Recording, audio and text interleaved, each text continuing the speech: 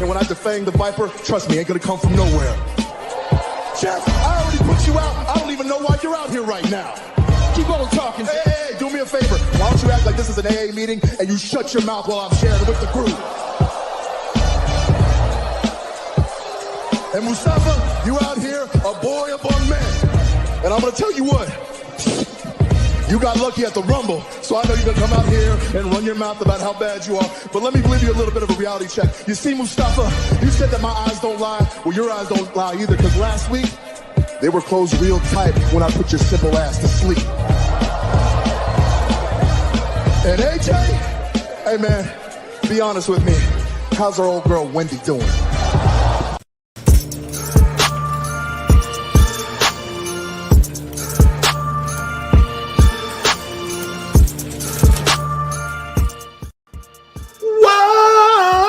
Welcome back to the Clark Street Wrestling Podcast. It's me, Hafeez, and with me as always is Devin, and yes, it is Wrestlemania. Yeah! It's Wrestlemania! Yes, sir! It's Wrestlemania! Yeah! Yeah, you know what? We're gonna do this right. It's WrestleMania week, it's WrestleMania weekend. We talking about the Tribal Chief, we talking about Cody Rhodes, American Nightmare, finish the story. Best friends, let's go. Let's talk about some WWE. Oh boy! Yeah! Yes, we're talking about WWE because it is WrestleMania weekend, and yeah, I mean, if you're in the Midwest, with us, there's been some thunderstorms, tornado warnings, all sorts of stuff. There was a brief moment like that. I wonder how crazy this is going to get. Is this going to affect either one of us? But luckily it has not. So we are here. And I think the warnings for the most part are pretty much done in our area. So anybody affected in the Midwest area, thoughts and prayers. Hopefully everybody's okay. Cool. Because it was kind of crazy out there, 90-mile-per-hour winds, and they were saying destructive storms. I was getting alert on my phones. Yes. SmackDown stopped. There was no SmackDown. That was it. Basically, it was over with. So yeah, just everybody out there that's dealing with any kind of problems with the weather in the Midwest. Thoughts to you. Hopefully you guys are okay. All right. Now, we are here. This is WrestleMania season. Definitely, excited to talk about some WrestleMania. Devin, I know there's some things you want to get out of the way first, so go ahead and do that. Yes. First, get them ones up. You know what to do. Get them ones up. We streaming live right now, dual stream, not only on the Clark Street Wrestling YouTube channel and Twitch channel, but also, on the Bloodline Entertainment Network. That's right. We are presented by the Bloodline. We under the Bloodline Network. And you make sure you follow us on YouTube and follow that Twitch channel as well. And hold on, big announcement. Night 1 for the Bloodline Entertainment watch along. Night 1, you can watch Night 1 exclusively only on Twitch, not YouTube, no Facebook, all right, no Twitter, no Rumble, nothing but Twitch. All right. Hey, I don't have the app. Download the app. All right. I have an Android. Get on Google Play. I got an iPhone. Get on the Apple Store. I don't have a phone. Get a laptop. Get on the web. I don't have a laptop. Get to the library. No excuses. All right. Twitch.tv/Bloodline Entertainment ENT for the abbreviation. All right, nice. So definitely check out the watch along there on Twitch. Nowhere else but Twitch. Okay. So here we are. It's WrestleMania season. Dom, what's up, Dom, man? Shield brother, what's up? What's going on? Thank you as always for joining us here today. Shout out to JD. She did a phenomenal hosting job of hosting the Bloodline Brothers on her show. She did a phenomenal job. Dom was there. Ivan was there. Nick was there. Tim was there. We was all there supporting. She did a great job. So check it out. WrestleBread for WrestleMania for predictions as well. Shout out to JD, the first lady. Nice. Salute to JD. Absolutely. All right. We're here. With all the road to WrestleMania is done. We are now in it. We are in WrestleMania. Night one is literally 24 hours from now. Night one will be over. So we are in the thick of it right now. Let's go ahead and get into predictions. And we learned earlier, I don't know remember if it was earlier this week or earlier than that, but we were told we were going to kick things off with John Cena versus Austin Theory, night one, match one. Let's go. These two guys getting into it. John Cena, he told Austin Theory, like, hey, either way, this is a bad night for you. Austin Theory trying to say, you know what? You trying to say I'm not ready, whatever. It's my time. It's my time now. Empty crowd saying, look, it don't matter. Empty crowd of thousands of people over there in SoFi, don't matter. Like, it's still the same to me. All right. I'm the man. It's my time. I am the now. Let's go. All right, cool. So now we're in it. And I say this is a tough decision. Wendy, what's up? What's up? Good to see you. Shout out to Grandma Wendy in the building. What's good? Yeah. So, it's a tough decision trying to figure out like who to pick on this one, because on the one hand, you would say Austin Theory should win this match because Austin Theory is the full-timer. On the other hand, you would say, well, he's going against John Cena, and starting off the show with John Cena, it seems like, man, everything's kind of tilted towards you want to start the show off on a bang with a face getting a big win to get the crowd all riled up. Usually those opening matches, it's going to be a face that gets a big win. I think of Seth Rollins against Brock Lesnar, opening up the show for the WWE Championship, and he won the whole damn thing. He beat Brock Lesnar. At that time, Brock Lesnar was Brock Lesnar. No, he was Brock Lesnar. There you go. That dude. Damn. Okay.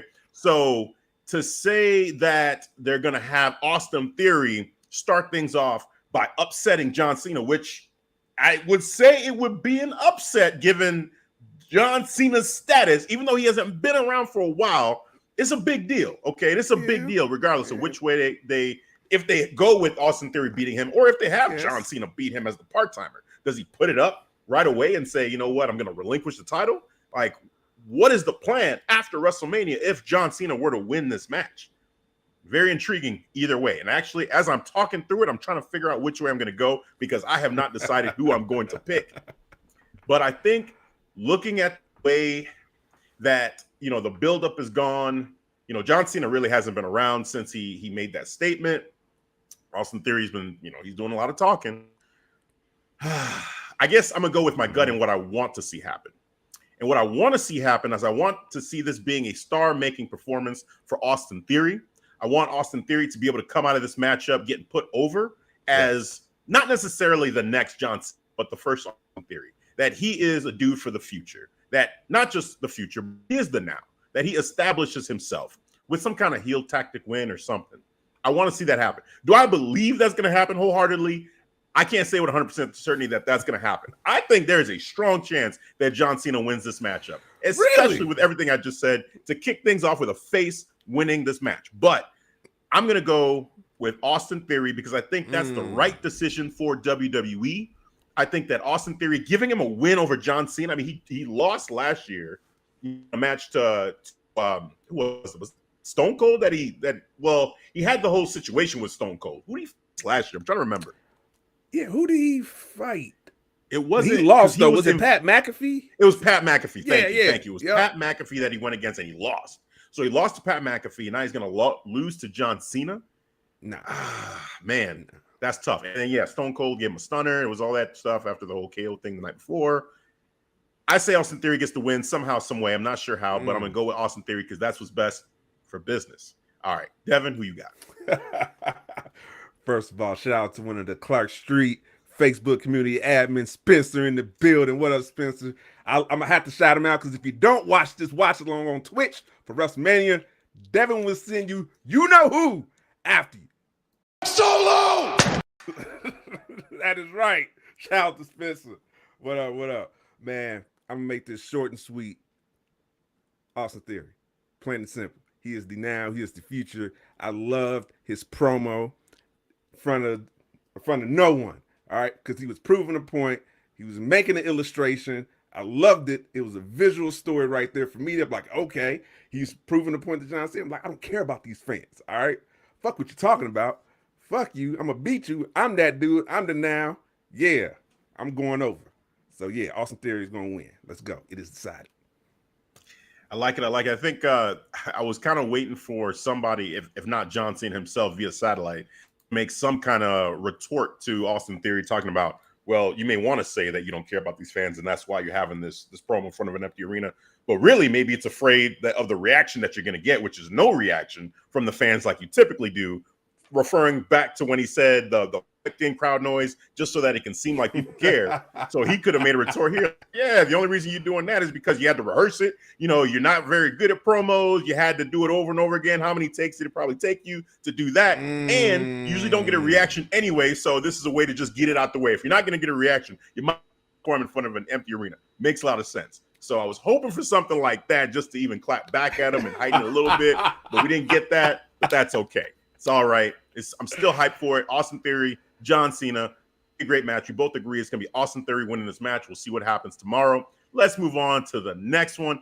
It is that dude, yes, Seth freaking Rollins versus Logan Paul.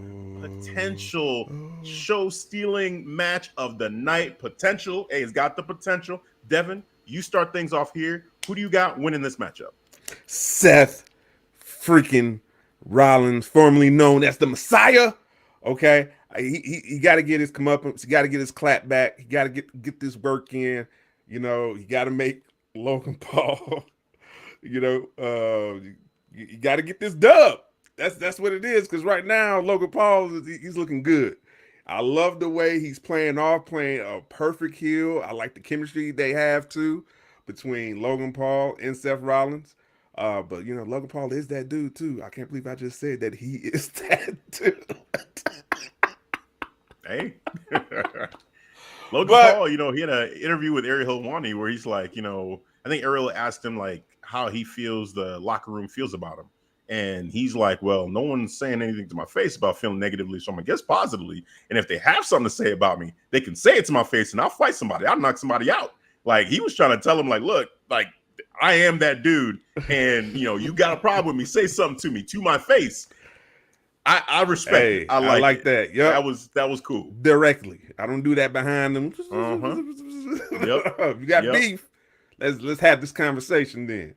See what you really gonna talk about. But I do like Logan Paul's style. But in the end, I do have Seth Rollins standing tall, winning, and then I guess this is Logan Paul's last match on his contract. So maybe I'm not worried about that. Maybe he'll expire. Maybe Tony Khan will sign him up. No. Maybe get a dream match. No, Logan Paul. No, that's Kitty. Oh, that's where I thought you were gonna say Cowboy, but okay. No. Oh, well, I guess, but the Battle of the Buckshots. I already know whose buckshot is better. That's you know, there's no dream match there. He's not going anywhere. Triple H loves him. He's been on Impulsive. No, it's done.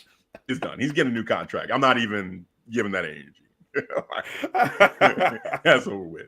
All right, so you got Seth freaking Rollins. Cool. All right, man. What's up, Justin? What's going on? You got Seth freaking Rollins. I'm gonna agree. I got Seth freaking Rollins as well. Overall, the story's been cool. It's been all right. I mean, Seth freaking Rollins has been very entertaining. The limited amounts of Logan Paul that we've gotten the build up has been cool. It's basically been the same thing from Logan Paul each time. You know, he comes out, he knocks out Seth Rollins, so it's been pretty straightforward from his side, but he's doing his job. Miz has done a little bit too to kind of antagonize and get into the mind, ear of Seth Rollins to piss him off a little bit more. Shout out to Mustafa Ali taking that crazy curb stomp in the match on Raw. You know, from the that position on the turnbuckle, just upside down, a tree of woe. That was nasty. So, you know, and instant highlight on the road to WrestleMania for Seth Rollins. So that was great. So yeah, I got Seth Rollins winning just because it makes sense. He can't lose this match to Logan Paul. Like he said, look, if I can't lose to Logan Paul, like then I'm the joke. I'm the clown, you know, and you know, he says that in my mind, I'm like, damn, I really hope he doesn't lose this match. But I don't really think there's fear of him losing this match. He lost last year at WrestleMania to Cody Rhodes. I think, you know, 2 in a row, and the second one being the Logan Paul.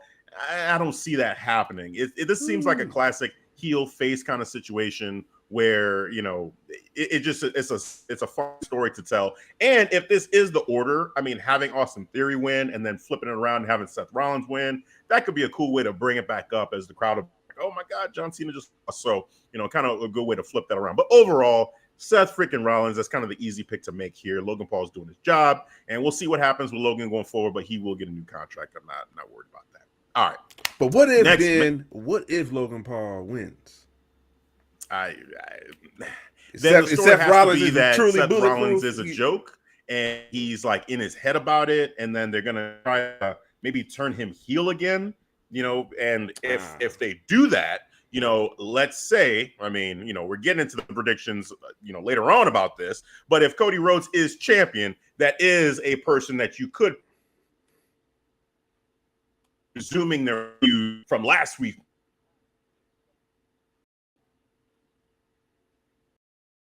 lose to Logan Paul to really kind of go back to a true heel Seth Rollins, because that would probably make him lose his mind. But I don't think that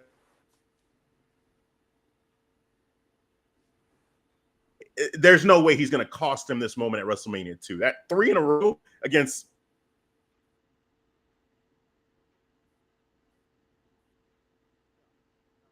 Paul's losing.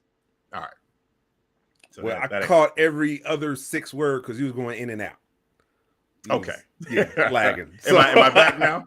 Yeah, you're good now. Yeah, but you're moving like a robot. But you was okay. All right. Well, basically, I said there is, if Seth Rollins lose this match, I feel like Seth Rollins is going to go full heel.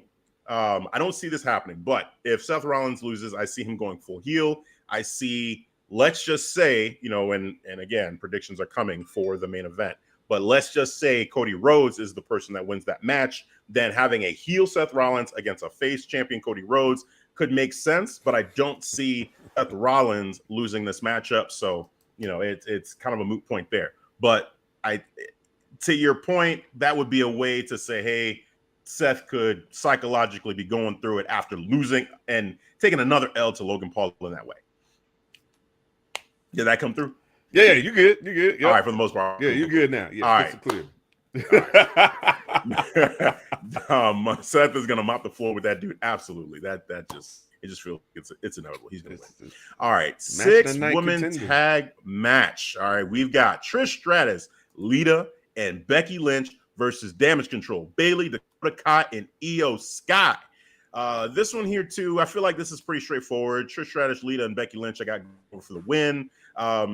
This just feels like, we got the Hall of Famers there with Becky Lynch, who in my mind is a future Hall of Famer, and it's like, it's just too much good. Like, I don't know. I feel like the fans are going to be in this just for the fun of seeing all of them together at WrestleMania. It's not really about necessarily the story. They're trying a little bit to have a story here, but overall, it's more about the spectacle of having these 3 women together and putting Becky Lynch on that pedestal with a Trish Stratus and a Lita.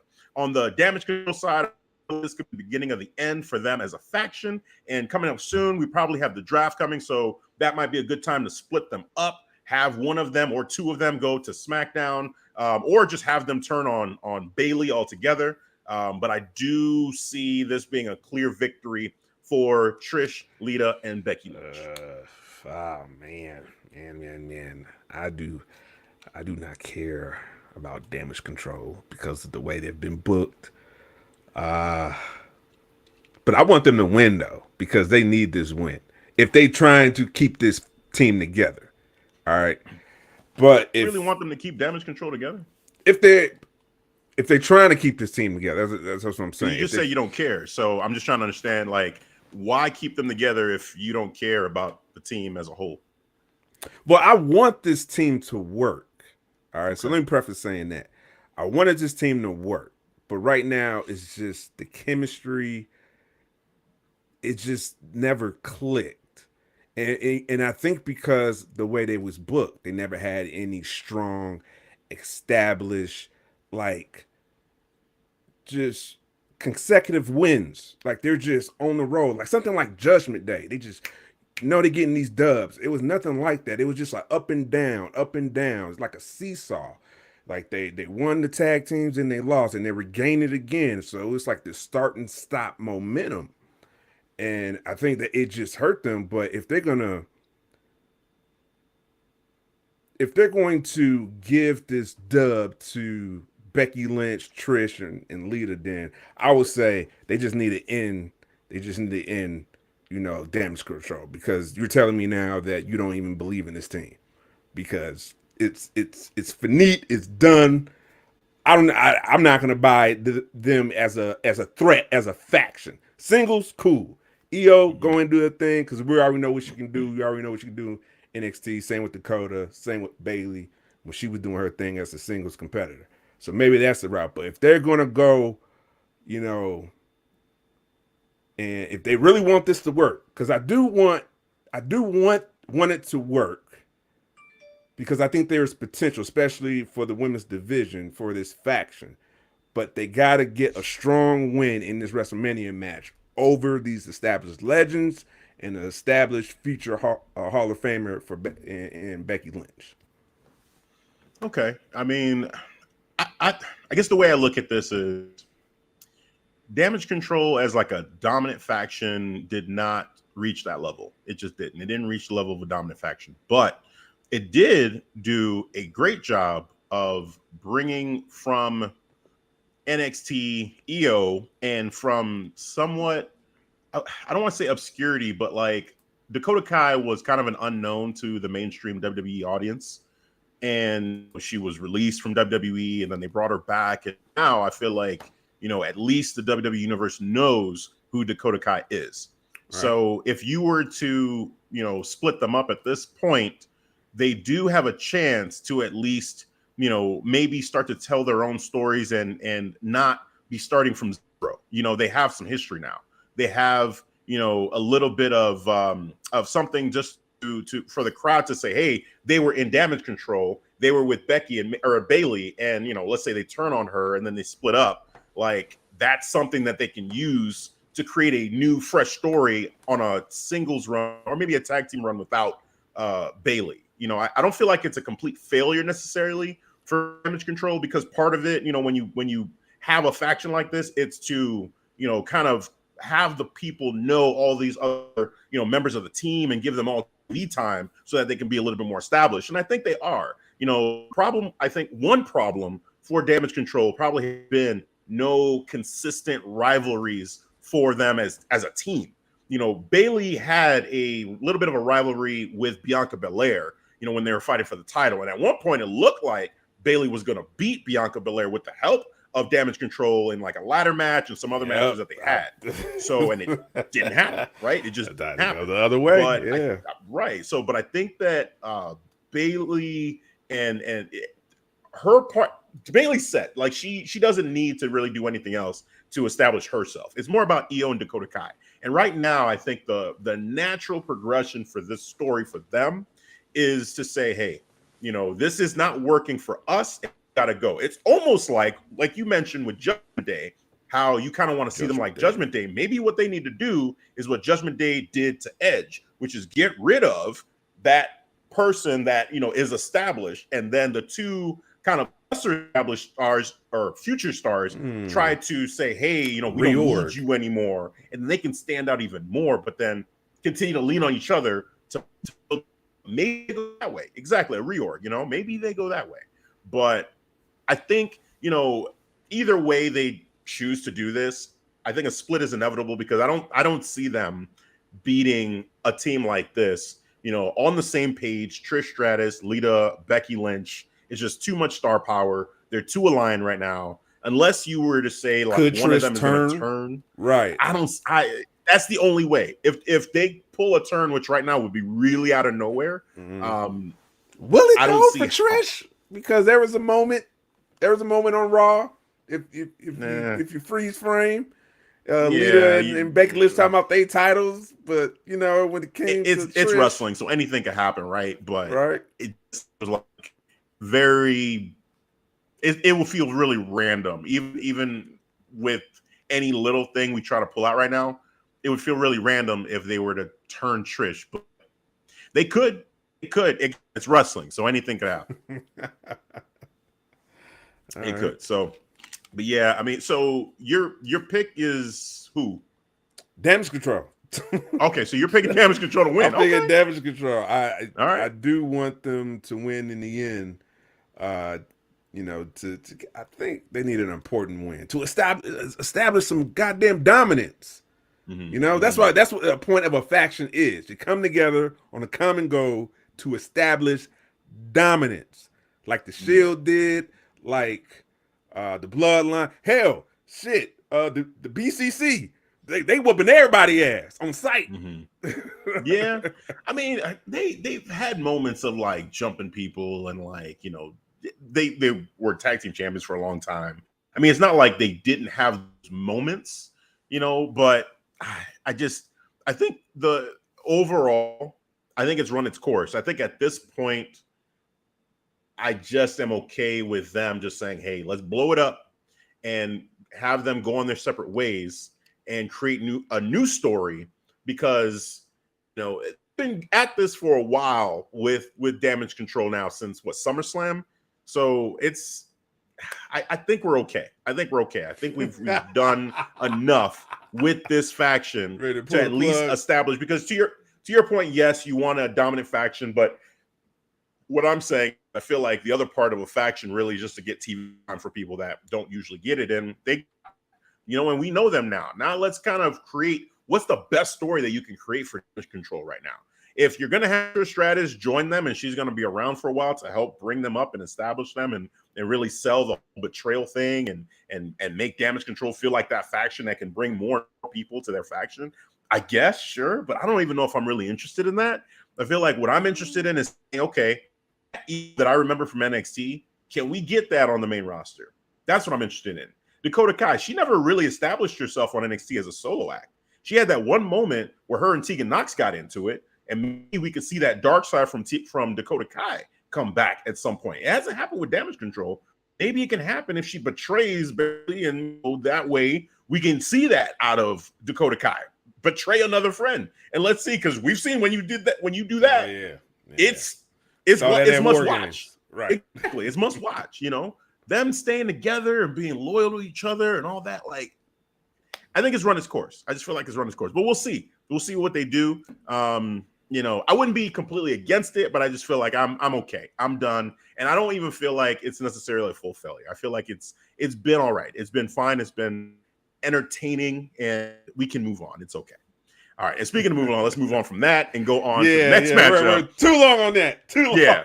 Men's WrestleMania Showcase, Fatal 4-Way Tag Team matchup. No titles on the line. Maybe a future number one contendership on the line, but they haven't really been clear about that. We've got Braun Strowman and Ricochet versus Street Profits versus Alpha Academy, Chad Gable and Otis versus the Viking Raiders, Eric and Ivar with Valhalla. All right. Valhalla. Let's go. Devin, who you got? Valhalla. Oh, no, not Valhalla. No, you caught me. Okay. Ad-libbing. I'm going with Street Profits. Street Profits. Okay. They want the smoke. Giving it to them all day, every day. Maybe a close second, actually, to Valhalla. Maybe. Valhalla, so maybe. Valhalla would be the most dominant team. Right. I'm surprised you're not saying Alpha Academy. No, it's Otis. He on something else, bro. He on something else. Okay. This ain't happening. This ain't happening, bro. They're not about this anymore. Okay. You know? Okay. Otis on no, that's else. cool. That's cool. He's feeling himself, man. He's feeling his extra meat chest and his hands. You know what I'm saying? So he on something else. Shout out to Tim King, man. What up, man? Bloodline brother. What's going on? Happy Mania weekend. Yes. Streets in the building, man. What up? Yes. Oh, no, not anti-hero. I guess I changed it up a little bit. Oh, I got you. You already put it in there. Yep. Zombie dust. That's right. Good eye, sir. You got a keen eye. You know your beer. You're a beer connoisseur. I know you're a beer connoisseur. I knew that. Look at that. Just tell. You can't see the name. Just see the design of the can. You get zombie dust. I have no idea. You get one for that. All right. I have no idea. All right. On my side here, I'm going to agree. I'm going to say the Street Profits. Ricochet got the win tonight, the 4-way. So I feel like, King is probably going to be playing a match like this. So they got the win here. They're not going to get the win at WrestleMania. I would say second to them would be Alpha Academy. I think Alpha Academy really has a shot, especially if maybe they use the Maxine factor to help Otis in this matchup. That would be the only thing, would be if she actually, like, it causes distraction to help. You know, if they use Maximale models to cause a distraction to help him, it could be finally like the crescendo of this whole buildup between Otis and them to say, hey, we're here to help you. But then, you know, Chad, what does that mean for him? So it's kind of, but I've got the Street Profits winning. I feel like it's pretty clear that they're going to win this matchup. Interesting what the future holds, though, for the Street Profits, because that's another one too where on SmackDown or the last SmackDown, it was this SmackDown where they as the Usos were leaving the ring after their promo, which, by the way, fire promo between the Usos, Kevin Owens and Sami Zayn, great promo, phenomenal, bro. Yeah, and the Usos were going up the stage. Yep. And Street Profits were coming in on the stage, and they crossed each other and were looking at each other. So maybe setting up a future matchup between them again. Already had matchups between them, or maybe just saying, "Hey." But I like that stare down. They was staring hard, bro. They was coming out there. That was a great moment, bro, right? They was locked in. I was like, it was a great tease, you know, and I think, you know, there might be something there. There might be a little bit of misdirect there. I love it, though. I love it regardless. But Street Profits, I think it's weird because I kind of want to see them split up, but I want both of them to get strong pushes as singles. That's kind of where I'm at with the Street Profits right now. I feel like Angelo Dawkins has won me over so much, you know, over the last couple months as a singles competitor that there is no Marty Jannetty on that team. Both of them have the potential to be champions in this company, you know, whether it be Intercontinental, US, or WWE or Universal champion at some point in their careers. I think both of them have that potential. So yeah, I kind of am ready for that. I don't want to see them face each other. I don't need that. I don't need like a turn. Give them a New Day split. Draft split, or just like a New Day, or like, you know, hey, the draft. That would be it. That's the New Day split. Use the draft. Biggie got drafted. Yeah. Yeah. So I think that'd be fine. You know, that is, I feel like, the way to do it. And this would be the year to do it, you know, because of, you know, coming off Elimination Chamber, and again, Angelo Dawkins doing some great singles matches, showcasing some that people hadn't seen from him before. Like, this would be the year to do it. Yeah, Street Profits from both of us in the men's WrestleMania showcase. Moving on to another potential show stealer, just from a story perspective and potential main event. There's a main event a feel to this matchup too as well. And who would have thought in 2023 we'd be sitting here talking about a potential show-stealing main event in Rey Mysterio versus his son, Dominic Mysterio, or Dominic Guerrero, because, you know, he wishes Eddie Guerrero was his real dad. Man, right. He's like, I kept it to myself, but, you know, I wish Eddie was my father. You never existed.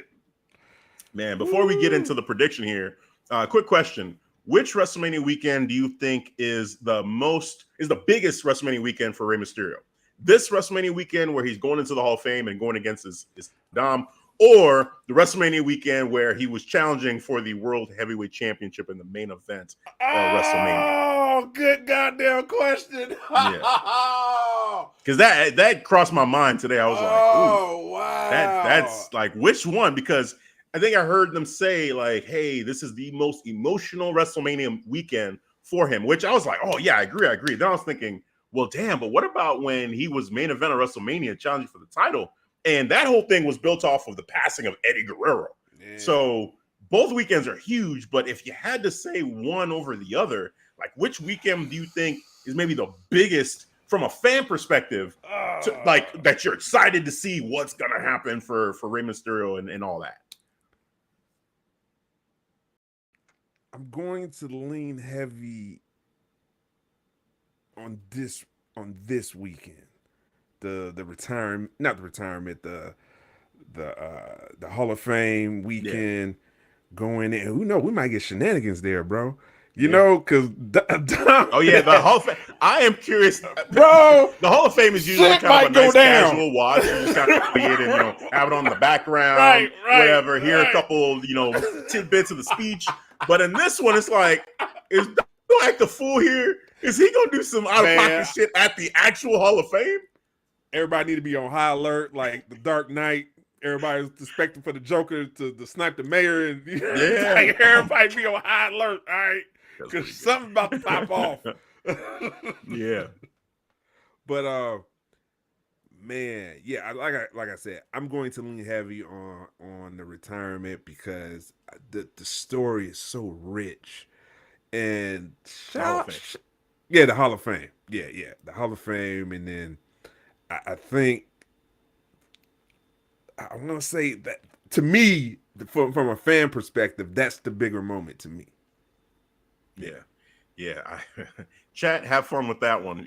As far bro, as that's those two. I'm gonna clip that. Yeah. I'm gonna timestamp that so I can get to that immediately. I'll agree with you as far as which one, for me is the bigger weekend, just because, everything going into that matchup, for the championship, it was like, wow, like Rey Mysterio is about to do this, but it felt kind of straightforward that Rey Mysterio was going to win that championship. It was going to happen. And again, a lot of it in part to Eddie Guerrero and just his passing and the emotion of it. Like, it felt right. It's like, okay, this is going to happen. But with this, it's like, all right, first, I wasn't expecting him to get inducted in the Hall of Fame because he's still an active wrestler. Usually they wait till retirement. And I guess there was a thought that maybe Rey Mysterio would retire. He said, no, I'm not retiring. Matter of fact, he might wrestle until he's for another 2 years. I was hearing potentially. We'll see there. But he's going into the Hall of Fame, and then he had this long-term storyline with his son, with Dom, which Dom, when we first think about him, wrestling in WWE and looking at him, and he was this baby face, and I didn't think he would be a great heel. I feel like, oh no, just keep him as he is. It's fine. And then as you see the weeks go by, the months go by, the tease there, especially with Edge coming in to that whole scenario, it's like, oh no, this might happen.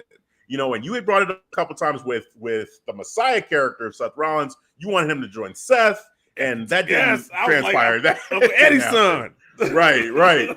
But you had brought it up since then. So, leading into that whole thing with Edge and Rey Mysterio picking Edge over Dom, it's like, okay, this now is the straw to break the camel's back and make Dom say, you know what? F this, F you, Edge, and F you, Rey Mysterio, for picking this dude over me. So, and then the whole thing with the Judgment Day, it was like a match made in heaven for Dom joining that group. So, yeah, just all of that now building to a match at WrestleMania with his son, a person who I'm sure Rey Mysterio is elated to share this moment with his son. To have a WrestleMania match. He's going to be emotional, bro. He's going to be emotional storyline. Yeah, it's going to be so emotional for them. Yes. For both of them, I'm sure, behind the scenes. And then just kayfabe story-wise, they've done such a great job, of selling the story and building the story and then bringing the mom and the sister in. And it's been great. So I would side with this, even though there's no titles on the line, but just how personal this is. And also, too, how kind of unpredictable this is, too, because I'm sure every fan in that arena is rooting for Rey Mysterio. They all want Rey Mysterio to win. They do. But everything in me tells me that Dominic is going to win this match, that he should win this match, just so he can take the torch from his father and reclaim the Mysterio name. And he's going to push the Mysterio name into the future his way. So that's my pick. Dominic Mysterio. What can I say? Moving on. Love it. Devin, who you got? Oh, man. Shout out to Tim. I like this comment. It's got to be this weekend, too. The world title helped push him into the Hall of Fame. And as a father wrestling your kid on Mania weekend is huge. Man, hell yeah, bro. Hell yeah. That's awesome. Agreed. Shout out to my cousin real quick. He came in the building. What up, cuz? I see you, bro. What's up, man? What up? But man, I'm going with Dom. Of course. Yes, ever since he embraced his dark passenger, he's been on it. He's slowly just been developing now. But now he is on. Man, he's in sync, bro. He's feeling himself. When he was in that promo with Damian Priest, he disappeared. He vanished, bro.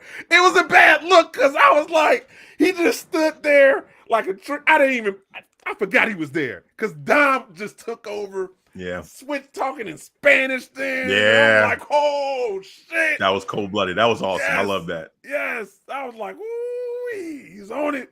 He was on it. He was like, what kind of father would strike his own son? What kind of mother would just stand there? The silence was deafening. This is awesome. Had an emotional moment, bro. He's been on one. He ever since his dad chose chose Edge over what was it, Edge over that match? Over him. Yeah, against the Judgment Day. He's been a deadbeat dad ever since. He's been calling him a deadbeat dad ever since. He's been calling him a deadbeat dad. I'm like, bro. And I'm enjoying this. The character development is on point. This is another match of the night contender right here. I think night 1 for WrestleMania is wide open for match. That's a fire night. Yes, it's wide open, bro. That's a fire night. I am. Papa H knew what he was doing. He was like, man, somebody go and claim it. Somebody take it. Somebody take it. Who wants it? Yeah. Who wants to steal the show? Yep. Literally any of these matches could steal the show. So far, all the ones that we've talked about, like, look, Austin Theory, John Cena, Seth Rollins, Logan Paul, Fire. like those two right away. Fire. I could see them stealing the show. The 6-woman tag match. Who knows what they're gonna do? Hopefully, they can pull some stuff out, and it's all that talent in the ring at the same time. They're gonna pull some spots that are gonna be a lot of fun. And then you got the men's WrestleMania showcase. They're gonna go nuts. And of course, you got Montez Ford there. He's gonna do something stupid. It's just ridiculous in that match. It's wide open. So Raymond, let's go. Yeah, man. So excited for that matchup. It is decided for sure. Just it's anybody's for the second best story in professional wrestling right now to me. I'm gonna say that. Yeah, right now, man, that's a great point. Overall too. Like, as far as best right now in wrestling, it's clearly the Bloodline. Then after that, I mean, this Rey Mysterio and Dom story has been going on for a while. Shit is deep. And they're the first father-son tag team champions. Yep. I brought up the whole thing with the Messiah, the Messiah character with Seth, and then just the heel turn. This storyline has been, you can make a case for being the second best story in wrestling, period. You really could. That's amazing. Dom, I see you with that. Eddie Guerrero, the championship after Eddie passed feels a little bit more emotional to me. Yeah, it's tough, man. I feel like I will go back and watch that match before WrestleMania and, maybe even I'm sure they'll have a promo video too, because that was the main event of like things that were going on. I mean, I remember Ray going against Shawn Michaels in like the tribute match. And that was huge. That was emotional. There was so much emotion going into that whole year, because of what happened with Eddie. So, it's definitely emotional.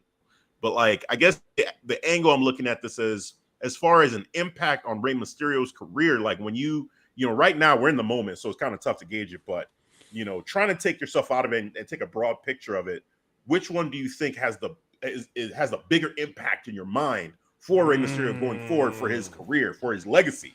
And I think, yes, winning the championship is huge, and definitely winning a champ in a main event of WrestleMania is one of the biggest things you can do in your career. Yeah. But it is rivaled with a once-in-a-lifetime situation of wrestling your son at WrestleMania, and the night before you get inducted into the Hall of Fame. That's ridiculous. Like, I don't think anybody's going to have that happen to them ever again in the history of wrestling.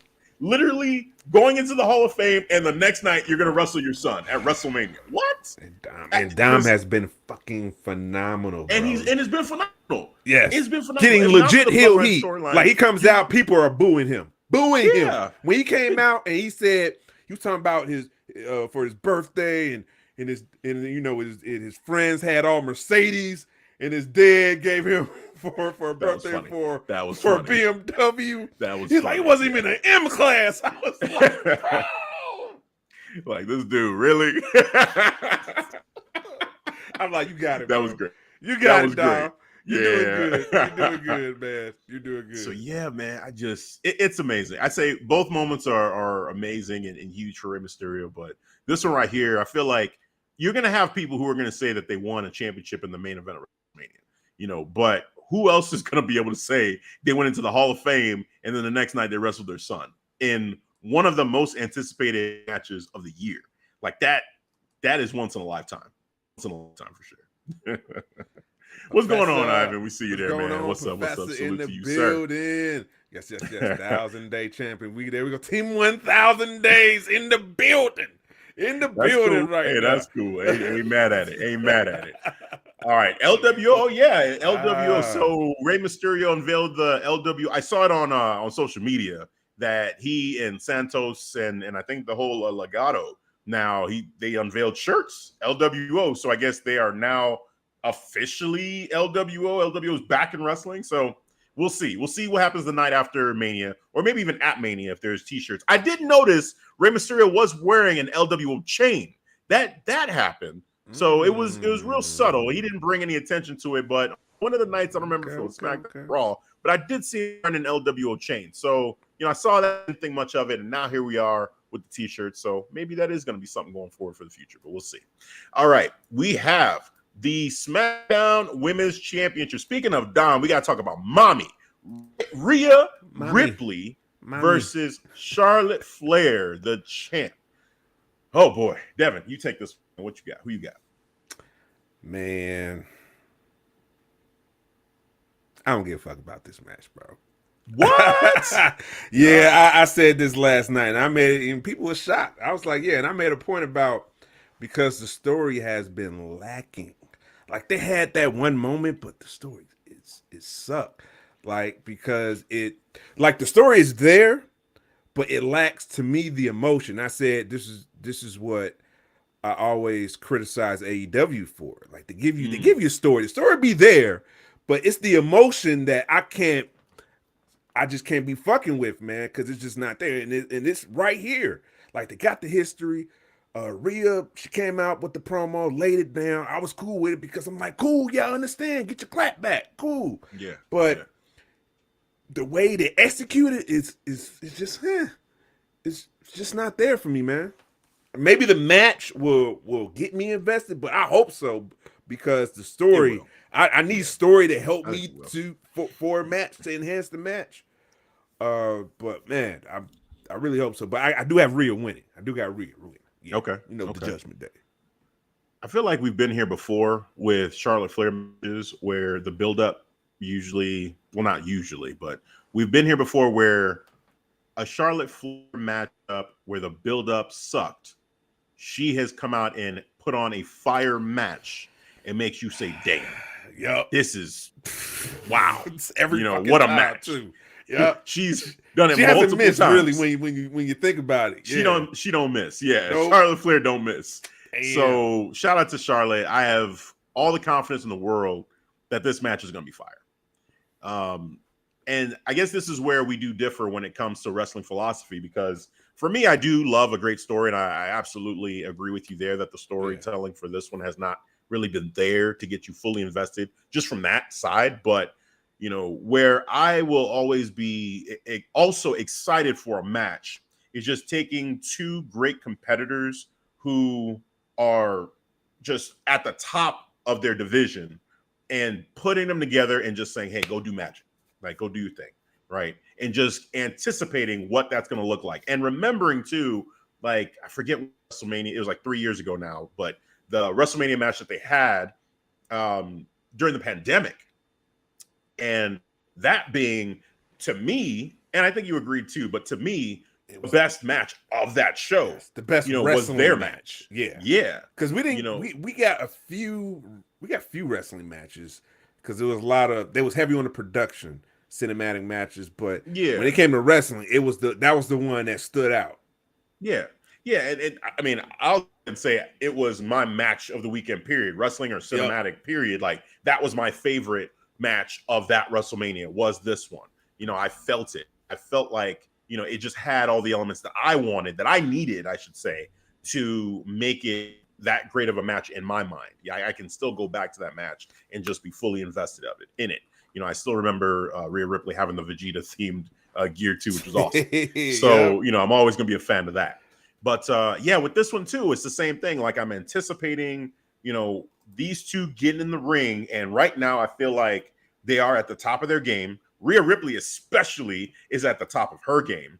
And then you have Charlotte Flair, who's just, you know, like we just said it, she doesn't miss. So you take those two elements, you put them together in a WrestleMania matchup, and you know they're going to try to tear that. So I'm definitely excited for it. It's going to be interesting to see where this gets placed in the card, because I do feel like if you have Ray and Dom go on and then you follow up with this match, there is kind of a chance that there could be a little bit of a lull in the crowd where they're not, you know, they don't have the energy necessarily for this, or they're anticipating the main event, which potentially could be the Usos versus Sami Zayn and Kevin Owens. So maybe the crowd isn't fully there for it. I hope they are, because I will be. But I think that, you know, as far as just being anticipating the match, for me, I'm excited for it because I know both of them bring it in the ring. There's going to be a new intensity from Rhea Ripley that we did not see before when she went against Charlotte Flair. And I feel like Charlotte Flair is going to want to up the ante too. Like, if you have somebody that pushes Charlotte, be ready for something magical, I feel like. So I'm excited for this match.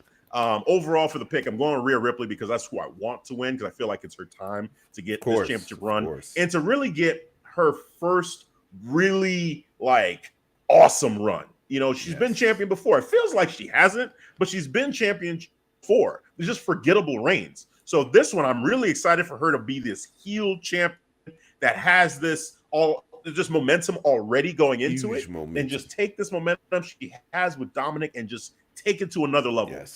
So yeah, definitely excited for that. It'll be interesting to see. Does she move to SmackDown? Like, is that the plan? Is she going to get drafted, or is she going to go there full time? What's going on? Fourth. That part's a little bit weird. Is that still a thing? I don't know what's going on. Yeah, you know, and also we'll see. I wonder if that's kind of a slight tease as to Charlotte winning, because Rhea is on Raw, and if they want to keep her down together and they don't do the draft right away, then does that mean Charlotte's just going to retain this championship? I hope not. I hope that's not what it means. You know, take the logic out of it. Papa H. Or Charlotte's go to Raw so she can face Bianca. Charlotte, yeah, I mean, that would be cool too, because that's the last horsewoman for Bianca to beat. So it makes sense for that swap to happen. That would be awesome. That would be awesome. So we'll see. But we both got Rhea Ripley winning this matchup. So we'll see what happens there. And now we are at the potential main event. We still don't know what officially is going to be the main event for night one. But my pick, the main event for night one, and I'm going to assume it's going to be your pick as well, what you would want to see as the main event as well for night one, is the Usos versus KO and Sami Zayn. Yes, it is Wrestlemania season, ladies and gentlemen. They got the t-shirts to make it official. Yes, 2 of the 3 best friends are wearing these awesome t-shirts. KO Mania and WrestleZania. Bloodline Mania. I like what Jay said earlier. Before I start getting in the storm. Go into it, man. Go into it. What you got for this match?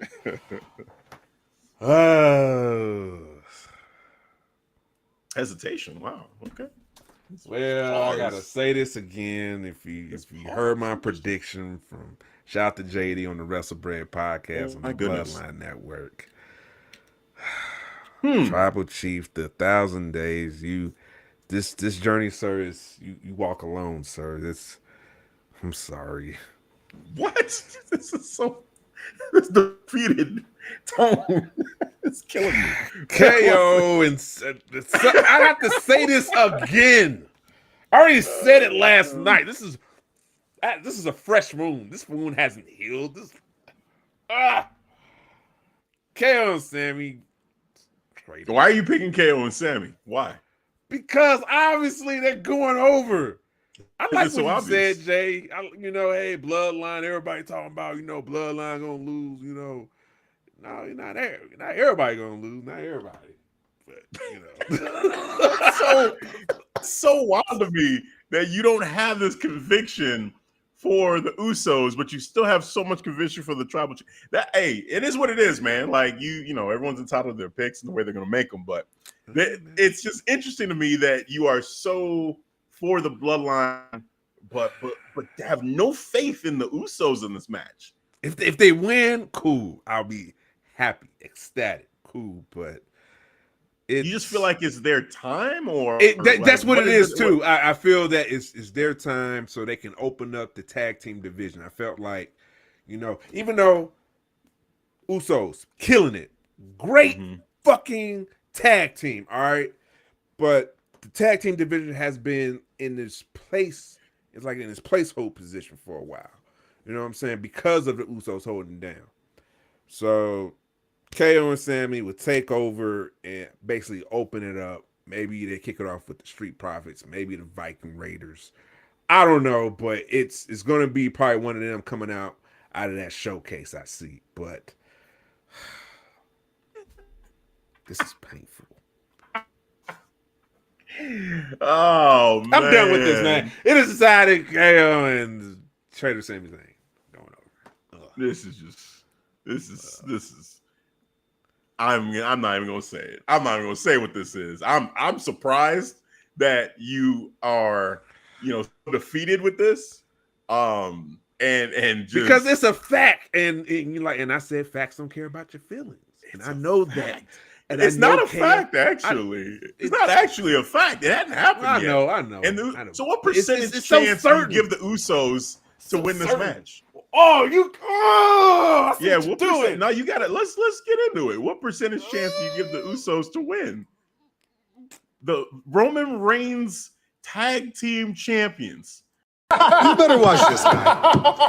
You better watch it. I don't know about this guy. I see what you're doing. What percentage chance do you give Roman Reigns' tag team? Roman Reigns' tag team. Yes, Roman Reigns' cousins, Roman Reigns' family. What percentage chance do you give them? Oh, man. Less than 50%? Where are we at? 40? How far are you going? You this much of a guarantee? Zero? What are we doing?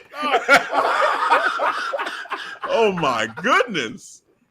Stop talking. You're not saying nothing. I gotta say something. Because I'm trying to concentrate. I'm trying to figure this out. Take that long. Such a supporter. You got Roman Reigns' t-shirt up right there. I do.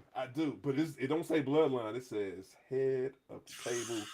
Okay, well, it's so the loyalty. I mean, we've already known the loyalty was a drop. Gee, I didn't know. It's always been about there was such since day lack one of loyalty to the Usos and to what they stand for as well.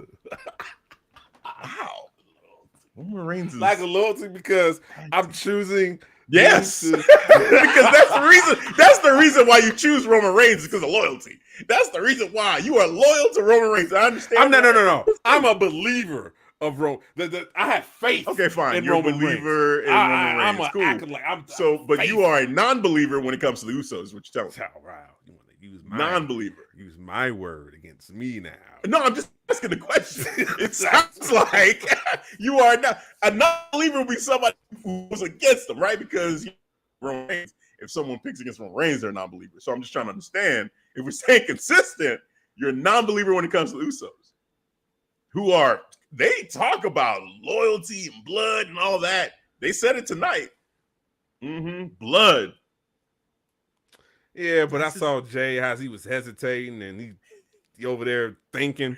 He was like, no. And he was just looking around. No, they ain't go. You got it wrong. I'm like, okay. Sure.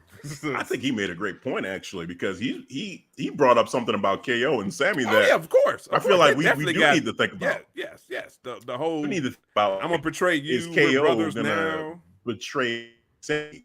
It was fun. Now there was a subtle thing with Sammy where for the KO show, he was bringing up like, did I do it the way you wanted with the intro? Like, did I, you wanted to enter first, or no, you wanted me to enter, and then you wanted to enter so you can get the big pop, and then you wanted me to introduce you, like, so that they could chant your name. And Sammy's like, what are you talking about? That was really awkward.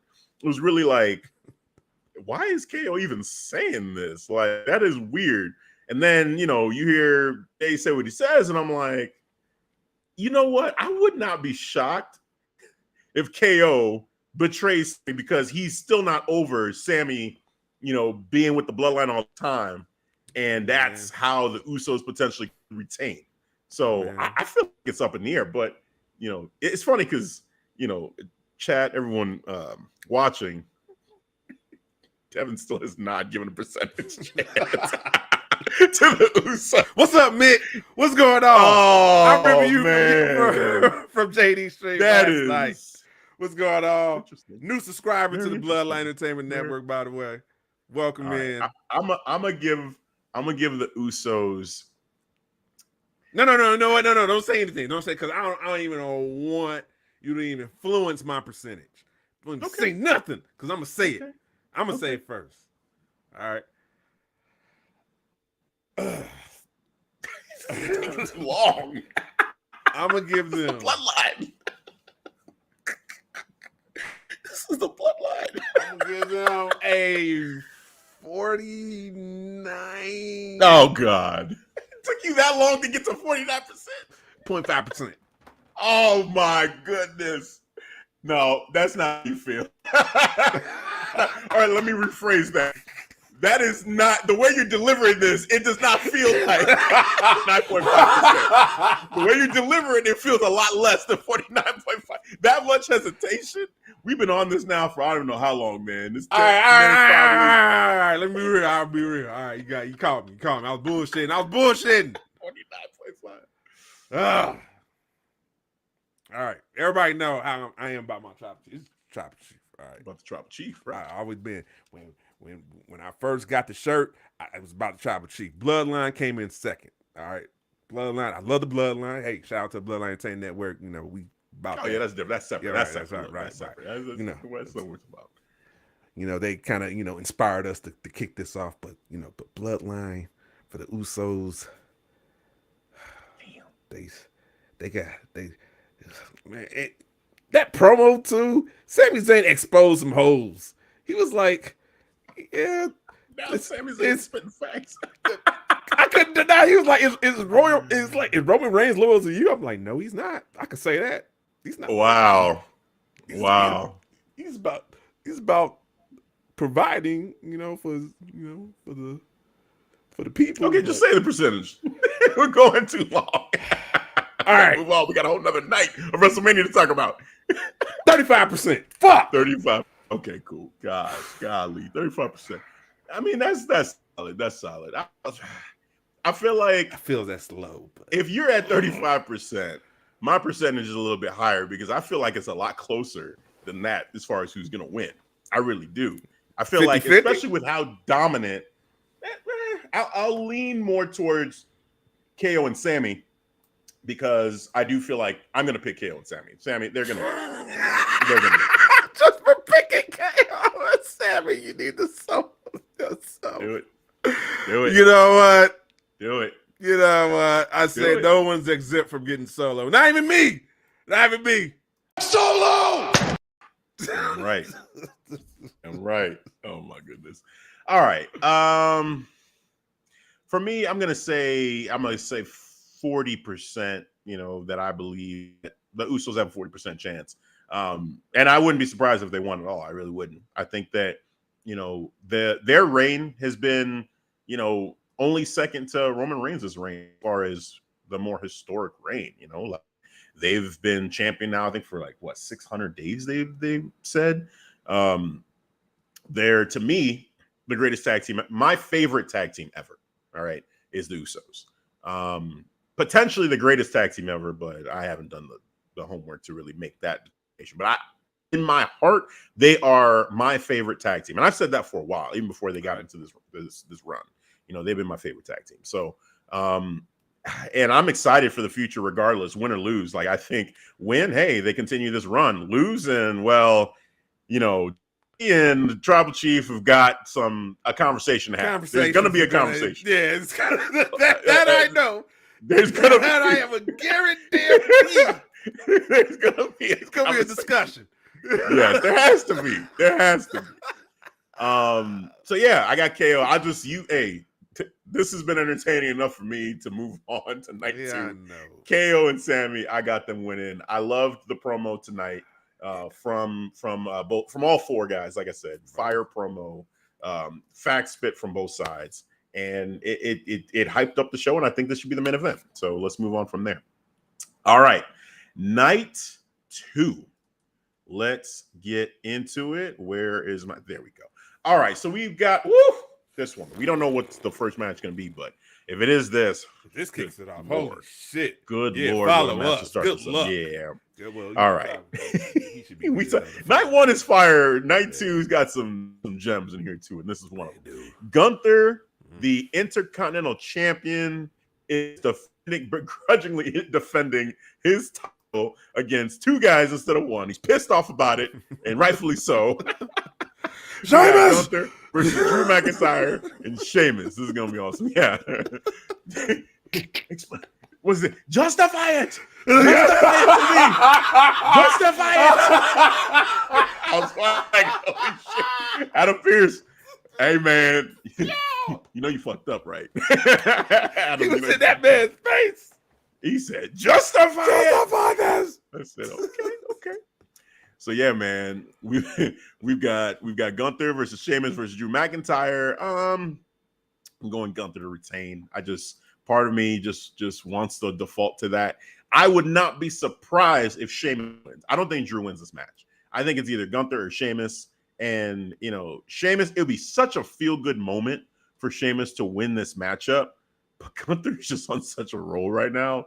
Like, the ring generator. Yeah, it's just I default to him. But a strong part of me wants to pick Sheamus because I feel like this is a great spot for Sheamus to finally get the Intercontinental Championship. It's the one championship he's never had.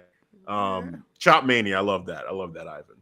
So yeah, but I'm gonna put my faith in Gunther to find a way to retain, and Sheamus to maybe get a one-on-one shot against Gunther to make his Intercontinental Championship win eventually. Feel more like, okay, this is a more focused championship win for Sheamus versus him winning by pinning Drew McIntyre, or because Drew got the Claymore on Gunther and then he takes advantage of it, something like that. Opportunity. Yeah, like I kind of want a better win for Sheamus. Want a strong win. Yeah, but definitive.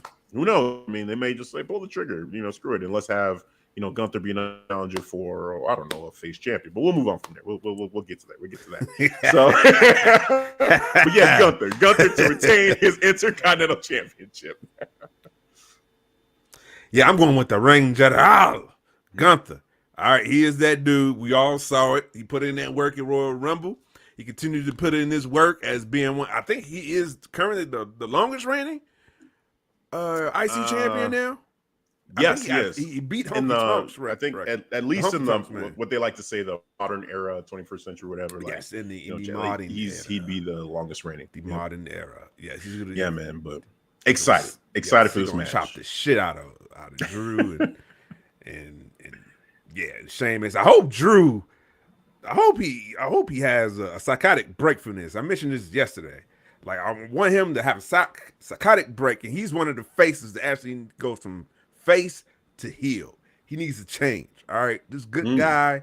We need to just fight and have a drink. Nah, fuck that, bro. You have a psychotic break, and you about that work now. Just everybody get these hands. No one's exempt from that. Yeah, okay, I can see that. I mean, night after Mania, or like the SmackDown after Mania, potentially, I could see that happening with Drew. Drew having a change will be really cool. To go back to the Scottish Psychopath, I would love to see that, or some version of that character for Drew McIntyre. I think would be cool. But I think Gunther, retaining, and continuing this run, a little bit longer. I see it happening. I'm excited for it. Let's go. I think so. We both are in agreement there. Gunther to retain. Moving on. Whew. This is going to be interesting. Hell in a Cell. This is basically like, you know, let's have a match where, you know, for WrestleMania, we put spectacle on the forefront. This is all about spectacle. This is all about putting on a show and entertaining the fans with just showing fans of or new fans, potential new fans, like what it looks like when WWE goes full on spectacle. Because obviously we know what we're going to get with Finn Balor when he talks about the demon. Those of us in the know, we know what the demon means. For Edge, you know, I don't know what he's doing with this whole floating head with the candles and trying to cut promos that way. That was bizarre. Wasn't really feeling that. You don't need it, Edge. Stop it. But there's rumors about, for you know, $9.99 you can get this Edge CD. Just I don't know. That was wild. But I feel like, you know, okay, there's been rumors about Gangrel and potentially, you know, doing a Brood type of entrance. And we've seen Brood Edge sort of, you know, like him bring that back, but then revert to the Alter Bridge entrance. Rumors of Christian too. Yeah, Christian potentially, which I mean that'd be cool. You know, if you want to do like a Brood reunion, like I'd be down for that. But yeah, you know, I'm excited for the Demon, the Judgment Day version of the Demon. Yes. And I'm excited for him to get the dub because I'm picking the Demon to win this matchup over Edge. I've had a hard time trying to side with Edge through this story from the beginning of him starting the Judgment Day and then him getting kicked out of the Judgment Day and then basically saying he's going to end the Judgment Day, and they're basically calling them pieces of crap, but you know, he taught them everything they know, so how can you be mad at them because they're just doing what you taught them? It's weird, you know. So he's a hypocrite, and Finn Balor hopefully just gets the dub and just shuts him up once and for all, and we can move on from this. And the Demon gets put, or even Finn Balor / Demon gets put on that championship run, a championship type of a feel for him. So the crowd starts to look at him and say, hey, you know, he should be in line for, you know, Universal or WWE Championship run. Yeah, that'd be awesome. So I've got Finn Balor / the Demon winning over Edge. Who you got? I'm going with the Demon, Finn Balor. That's what I'm going with. He's gonna put in that work. I'm very curious, very intrigued to see how he's going to present the Judgment Day Demon. All right, it's going to be purple. All right, purple demon, little purple tongue down the middle instead of the red. You know, if it could be wicked. I'm very curious of the presentation, especially on the WrestleMania stage. Yeah, you know, and especially, you know, shout out. You know, if you saw the WrestleMania stage, you got it out there in the social medias, it is fire, bro. I've kind of avoided it a little bit because I want to see it. It's hard to, yeah. You know, I've scrolled past it a couple times already on social media. But yeah, I'm excited for the stage and excited for, like you said, the presentation and what this is all going to look like for Finn Balor. And I mean, honestly, what is Edge going to do? I'm sure Edge is going to do some cool shit too. Like, I'm not going to sit here and say it's not going to be fire. Right. There's going to be fire. And there's probably going to be blood. But no, I think it's going to be cool. You know, it's just the whole floating head thing was weird. But Edge is a master of presentation as well. So it'll be interesting to see what he does. But definitely the Demon is at the forefront of my mind. I am really always hyped to see the Demon. So let's go. All right. What's going on, David? Yeah, man. David, what's up? What's up? How you so feeling? Yeah, let's move on to, let's see, the women's WrestleMania showcase. So this is the women's side of things. We've got Liv Morgan and Raquel Rodriguez, Natalya and Shotzi versus Ronda Rousey and Shayna Baszler versus Chelsea Green and Sonya Deville. This is the match of made-up tag teams, basically, except for, you know, we got Ronda Rousey and Shayna Baszler. They've been a team for a while, but the rest of these tag teams are very like, let's just put names in a hat and put them together, and I guess Baszler has an absurd amount of just eyeshadow on, just absurd amount. I mean, that's fine. Part's fine, but just the lack of cohesiveness in all these teams. That, like, I guess Liv Morgan and Raquel Rodriguez, I can make a case for those two being, you know, having some kind of chemistry. They're both faces, so I guess that makes sense. But like Natalya and Shotzi threw me for a loop. Those two, didn't they I have did beef? not see that coming. Probably. I don't know. I mean, neither one of them has really been all that relevant on television, so it's hard to even keep track of what's going on there. It's weird because Tegan Nox and Shotzi have been a tag team before, so why not put them together for this? That's weird. Yeah, when I saw Natalya on that tank, I was like, what? What are you doing? Latching on to Shotzi basically, like, to get yourself to WrestleMania? Like, Now, I will say that, on social media, there's been some cool potential names for their team. I think the Blackheart Foundation, was one that was thrown out. I kind of like that. Heart Foundation, Blackheart Foundation. Blackheart Like, let's go with that. But like them actually as a team, like, are they going to even have matching ring gear? Like, what does that look like? They even going to try? Are they even going to try to make this a thing past WrestleMania? Like, is this a show? Is this showcase like a genesis for a renew? We're going to just renew the women's tag team division. We're going to just. That's a hard question to answer because I feel like that's not why this is happening. This is happening so that they can get all of them on the show. Oh, well, yeah, I get it. But royalties and all of that money. Yeah. Could it be? I think, where I think it could is the real tag team here with Shayna and Ronda, which that's who I'm picking. I'm just going to get that out the way right now. That I think, I want Liv and Raquel to win. God damn it. I'm going to pause on my prediction there. But the tag team of Ronda and Shayna, I have to pause on there because I'm like, I kind of want Liv in there. Yeah, pause. What does it say about the bell? Think about freeze. That. Yeah, I got to freeze on that. But Shayna and Ronda, I feel like they could be a legitimate tag team in the women's tag team division to be dominant for a long time and establish that division, and then start building some of these other teams to kind of see who can match their cohesiveness, their chemistry, and feel more or just as dominant as them down the road. Right now, they don't have that. They don't have that with any other team, and that includes the current tag team champions of Becky and Lita.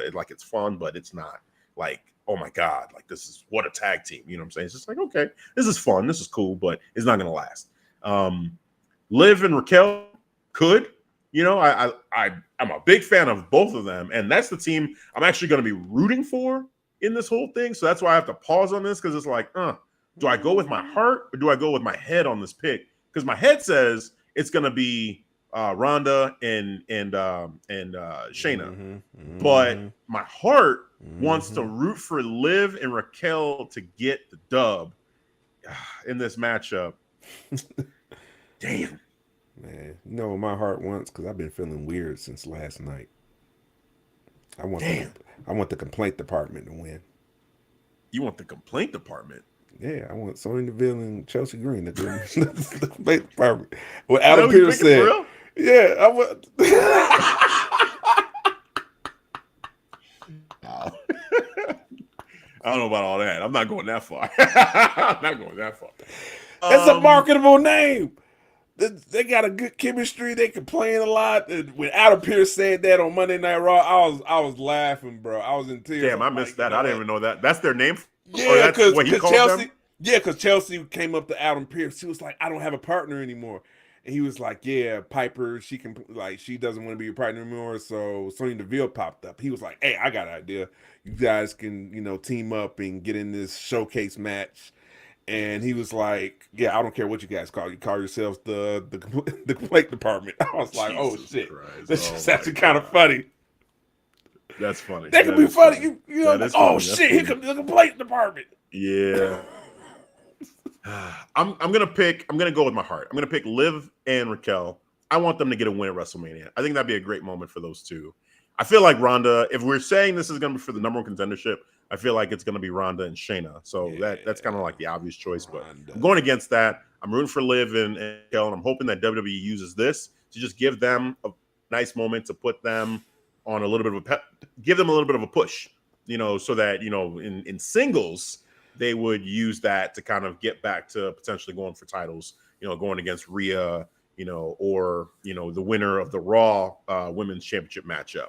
because just the women's tag team division, I don't really feel like this does anything for the division as far as like pushing that division. So it's kind of wasted on that. I feel like let's use this for singles championship pushes. And so for that, I think Liv and Raquel, it makes a lot of sense for them. So that's one pick.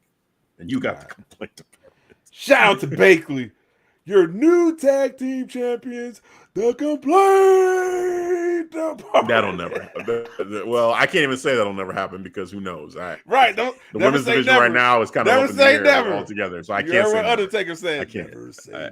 That's true. That's true. All right. So official that is decided is complaint department. No. That's not at all. That's that's not let me clarify. Listen to what I was saying. I said my heart pick. My heart. I went to the complaint department, but I'm gonna be practical here now. So yes, Ronda and Shayna. Yeah, they going. They going with everybody. All right. They gonna make I'm gonna be rooting for my pick. Of Liv and Raquel anyway. So that's what I'm going with officially. Yeah. Doubling down on Raquel winning the Money in the Bank briefcase. Yeah, I like that. I like that. That makes a lot of sense. What up, Bakley? Yeah, that makes a lot of sense. I like that pick for Money in the Bank. Yeah, give it to Raquel. All right, let's keep it going with the women's division and on to the Raw Women's Championship matchup. We've got the EST of WWE defending her title against the Empress of Tomorrow, Asuka. This is a mirror version of Charlotte and Rhea in the sense that there's virtually no story. I would say there's more story in the Rhea and Charlotte matchup than there is in this one, but virtually no story in this one at all. And it's really about the match. So I'm already anticipating that, like yourself, if you're into story, this is done nothing for you. I think 99% of the hardcore WWE fans feel the same way about this matchup. That is just like, it's just kind of happening. Like there's been no buildup. Like I don't think there's anybody that'll say, "Oh, this has been a strong story." No, nobody's saying that about this one. So there's no debate there. But as far as if you are into the in-ring competition and you are looking forward to, what it looks like for Bianca to go against Asuka and the back and forth that they could have, I feel like you are still anticipating this match and seeing what could happen. But I will say I am anticipating, and I don't know at Royal Rumble, I don't know which one I was anticipating more. I should say at Elimination Chamber because that's when we really knew it was going to happen. But I'm clearly more on the side of Rhea and Charlotte being the better match than this one, and I'm mad that I feel that way about it because this one here, I guess I never really even thought about that. I'm looking forward to this match, but I just feel like I have more belief in those two having the chemistry in ring to really give us a great matchup because we've seen it before. I was just about to say that, yeah. Where Bianca and with Asuka, I'm kind of like, is this gonna work? Like, will it be an AJ Styles and Shinsuke situation? Will it be like that where I just like I'm watching the match and I'm like, shit ain't hitting, you know what? Right. Be like Roman Reigns, like, you know what? I ain't feeling this. Yeah. And here's the thing. Bianca, we know she's great and she brings it in the ring, right? We just know that. And Asuka too. I mean, she's great in the ring. They're both great in the ring. But sometimes chemistry is a big thing. And if it's not clicking, it doesn't matter like how great they are individually. And I have a real question about that right now. And it doesn't have a story help support it if they slow it down. If this is a slow-paced match because they're trying to really take their time with it, this is going to be a problem because people are not invested already. So, I hate how I feel about this matchup going into it. I want to be excited about it. And I think by the time we get to this match on Sunday, I will be excited about it because I feel like it's going to be a fun show regardless. So that's just kind of where my mind is at. It's like I am definitely more anticipating Rhea and Charlotte than this matchup. Now, as far as predictions go, man, if you would have asked me when Elimination Chamber happened, I would have told you Asuka. I would have said Asuka is winning this matchup. It's clear to me. It is time for Bianca to let the title go. Yeah.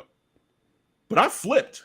I'm going to say I flipped on this. I am not feeling Asuka winning the championship based off of this weak buildup. It just doesn't feel like there's enough there to really justify switching over. And honestly, I think it's more about Bianca not losing the title in this way. You have a year-long title run that's been very historic for Bianca. If you end it on kind of a weak note like this, it's like, do you kind of diminish the whole meaning of her title run if she loses now? Yep. So I'm on the flip side now. I actually want Bianca to retain, and I think that's what's going to happen. Yes. I think Bianca is actually going to retain this title and beat Asuka at WrestleMania.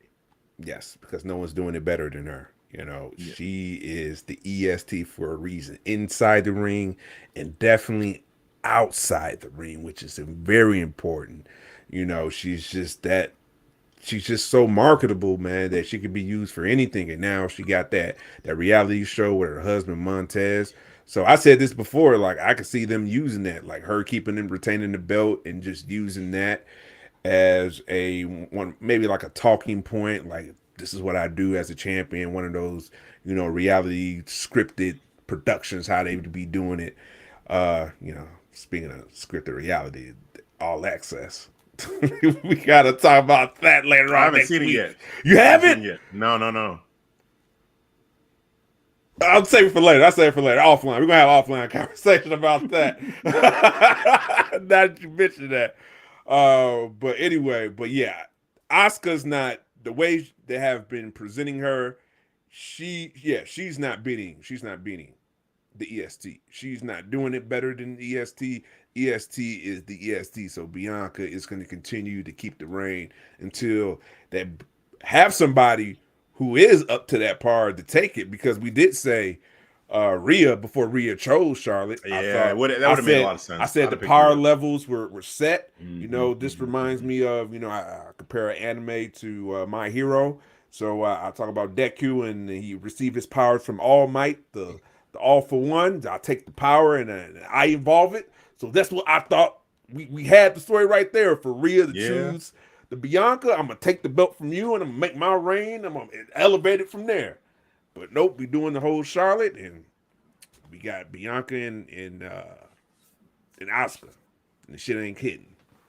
Yeah. But I'm going Bianca though. Yeah. Yeah, I agree. I mean, that's the way you put it too, as far as like, she should win because no one's doing it better than her right now. Like that's a great way to put it, and I don't disagree. But I also feel like, along with that, I want that when she does lose the championship, that it feels epic, that it feels like we got to a point, and I think you said this too, and I'm just saying it or hearing it in a different way, but I just want to punctuate it, that Asuka felt like when she came back that she's going back to that Asuka that we knew, that killer, like, dominant Asuka, right? And she would feel like a real threat to Bianca Belair. Like you would feel like, oh, there is a strong chance that this is the person that could maybe make Bianca even doubt herself. And I wish they would have kind of put that in there to where, Bianca is seeing Asuka as a threat, and maybe the two of them maybe there's a true intimidation factor there for Bianca, but there really isn't. It's been all the whole stuff like her drooling and having that stuff come out of her mouth and all that, which is like, okay, that's cool, doing. But even Bianca wasn't buying that. You saw how she played it off. She was like, fuck that, give me my belt back. Give me my belt back. Like she doesn't even care, right? It's give not my even a belt big back. thing. Right. Yeah, like I was thinking about it, if I'm fantasy booking this whole thing, what I was thinking is you could almost play it like Asuka is unpredictable and she's willing to do whatever it takes to win. And she could challenge Bianca and saying, look, come WrestleMania, I'm willing to do whatever, but I have nothing to lose. On the flip side, you, Bianca, you have everything to lose. You're supposed to be the EST. You're the fastest, the best, the greatest, all of this. So you have this perfect picture painted for you. So if you lose, what does that mean for you? Like, you're trying to protect that status. So in a way, it's like you may play it safe. You might try to do everything in a certain way to guarantee, oh, you don't lose this precious thing that you have. Whereas, are you going to be willing to take a risk to at the greatest stage of them all, to not just be the best, the fastest, but to be memorable, to put on the greatest show, to steal the show, to really stand out at WrestleMania? Are you going to be willing to do whatever it takes to not just win, but to at the showcase of Immortals, to give people, to give your fans, these little girls that cheer you, that, oh yeah, Bianca, you're going to be willing to do something special for them, something that they have never seen you do before? Are you going to be willing to do that and take that kind of risk? Because I'm willing to do that. Because look at me, I'm fucking nuts. You know what I'm saying? In better words, because it's whatever. Yeah. But like, as Asuka, she's willing to do whatever it is. So like, Asuka could play into that. Like, look, you don't know what I'm gonna do. I know everything you're gonna do. I know you. I know your moves. I've seen it, and you have it all set. She's basically got the same, like package of moves and routine, and I know exactly what you're gonna do. But are you willing to take a risk and do something different to beat me? Because that's what's gonna take. So, like something like that, I would have been more opportunity. Interested. Yeah, challenge her. Sure. Yes. Yeah, challenge Bianca. And then to this comment point, and then you could, play with it like, hey, is there a chance that Bianca will turn heel if she's willing to do anything to hold on? Exactly. Heel turn potential. Because, like you said, if she's willing to do anything and she does pull heel tactics to win, or if she loses and it's like, oh my God, like I'm supposed to be the best and I lost at WrestleMania. Like, what does that mean for me? Like almost like what happened to Becky Lynch, but slow, where Becky like sort of kind of lost herself after she lost the title. Like, you don't have to go that far as like her going for the 24/7 championship and all that stuff, because that got kind of out of whack a little bit. But for Bianca to be challenged, like I think that's the big thing right now is like, pushing Bianca and challenging her aura, because right now, you said it, like no one does it better than her. She's got this mystique, this like, she's perfect, right? Yes, like perfect. Everything about her is just perfect, right? But like challenge that, challenge that image of perfection. Is she really perfect? I think Bria, that was the perfect break challenger. That down. Yes. I think the story was there because they had history for NXT. They kind of leaned that to build the video package, but they went with Asuka. But even when they're presenting this WrestleMania, it's presented as competitors. Even with the video package, they talk about Asuka, the way she strikes. They talk about Bianca, how athletic she is. I'm like, I feel like we might get the result of what happened between AJ and Shinsuke for WrestleMania, because they just went down this road of competition, two competitors. Yeah. And sometimes that shit can hit, but sometimes, man, and I gotta say, like it depends on the kind of match that they have. Yeah. And I feel like I can see a match where that works, because with Shinsuke and AJ, where it worked was in Chicago. Oh, yeah. That matchup. Okay, it was. I mean, obviously, Shinsuke was also a heel at that point. But didn't they have two other matchups before that though? That was like the third. They did, right? And they were both duds. The WrestleMania match, and then one other one where they kicked each other in the nuts. Like that one was silly. It was just like, what are we doing? But yeah, like finally they had a hard hitting match, and I feel like for Asuka's sake, that's the kind of match that you hope this is they just go like strong style. They just go stiff. They just like really lay into each other. It's not really Bianca's style. That's more Asuka. But that plays into the whole thing of like, well, okay, if you challenge her, if you give her something she hasn't dealt with before, how will she adapt? How does she adapt? And now do we see a different side where Bianca is vicious, And then that into the heel persona where it's like, ooh, she went to a dark place to be able to beat Asuka. Like, are you okay? You're supposed to be a role model, And now she's swinging like how she used to do in NXT, like like she. You know what I'm saying? Like if Asuka, oh my God, like that would be a blessing to see that happen in this match. Hopefully, we get something like that and they surprise us. I don't know. I don't want to set my expectations too high because of what happened. I never forget that I set my expectations way too high for AJ Styles and Shinsuke for WrestleMania. And it was so deflating. Like it was a decent match, but it just never got out of second gear. Like it just went one gear, it just went the first, second, stayed there. That was it. And I was like, damn, bro. This question here: do you think they try to create a moment at some point during or after the match to hide what you're saying? To hide what we're saying, as far as like hiding, you have to remind me about what we were saying at the time when you mean hiding it. Like, is it the chemistry part where they have different? Bianca using the heel tactic to beat Asuka. Okay, yeah, I mean, using a heel tactic to beat Asuka would definitely create a story. You know, basically, right? She's bro. She's the face. She's one of the faces of WWE, you know, for sure, right? Yes. She's the image of perfection for WWE right now. And so, yeah, if you were to have her like use a heel tactic in this, that would throw such a monkey wrench into everything she is. I don't know. It'd be interesting. She turned it up.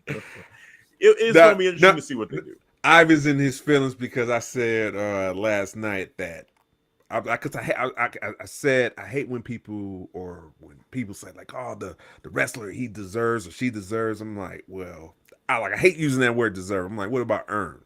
I felt that I said Asuka. I felt the way she's been booked, she hasn't earned it, and she hasn't, to be the champion to take that title from Bianca. She hasn't been presented to be better than Bianca. I'm gonna stand on that. Who's better than Bianca? I said it last night.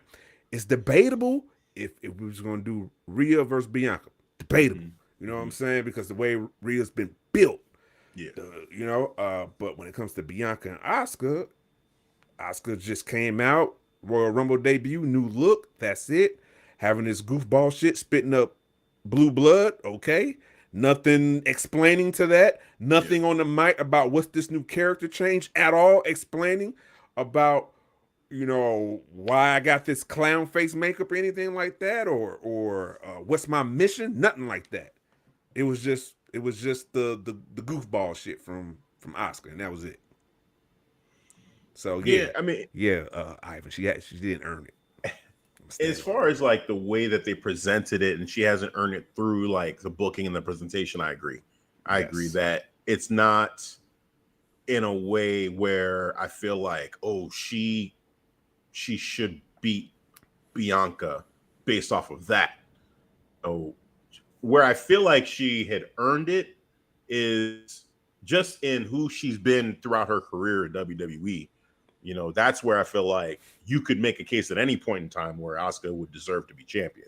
But for this particular storyline and the way they built it since she won Elimination Chamber, even since she came back at Royal Rumble, it's been kind of like they're really leaning on the legacy of Asuka versus any new story points. There's really nothing new to the story except that she has new face paint, which is awesome. I love the face paint. She has new music, awesome, love it. New mask, awesome. That's great. The presentation is there.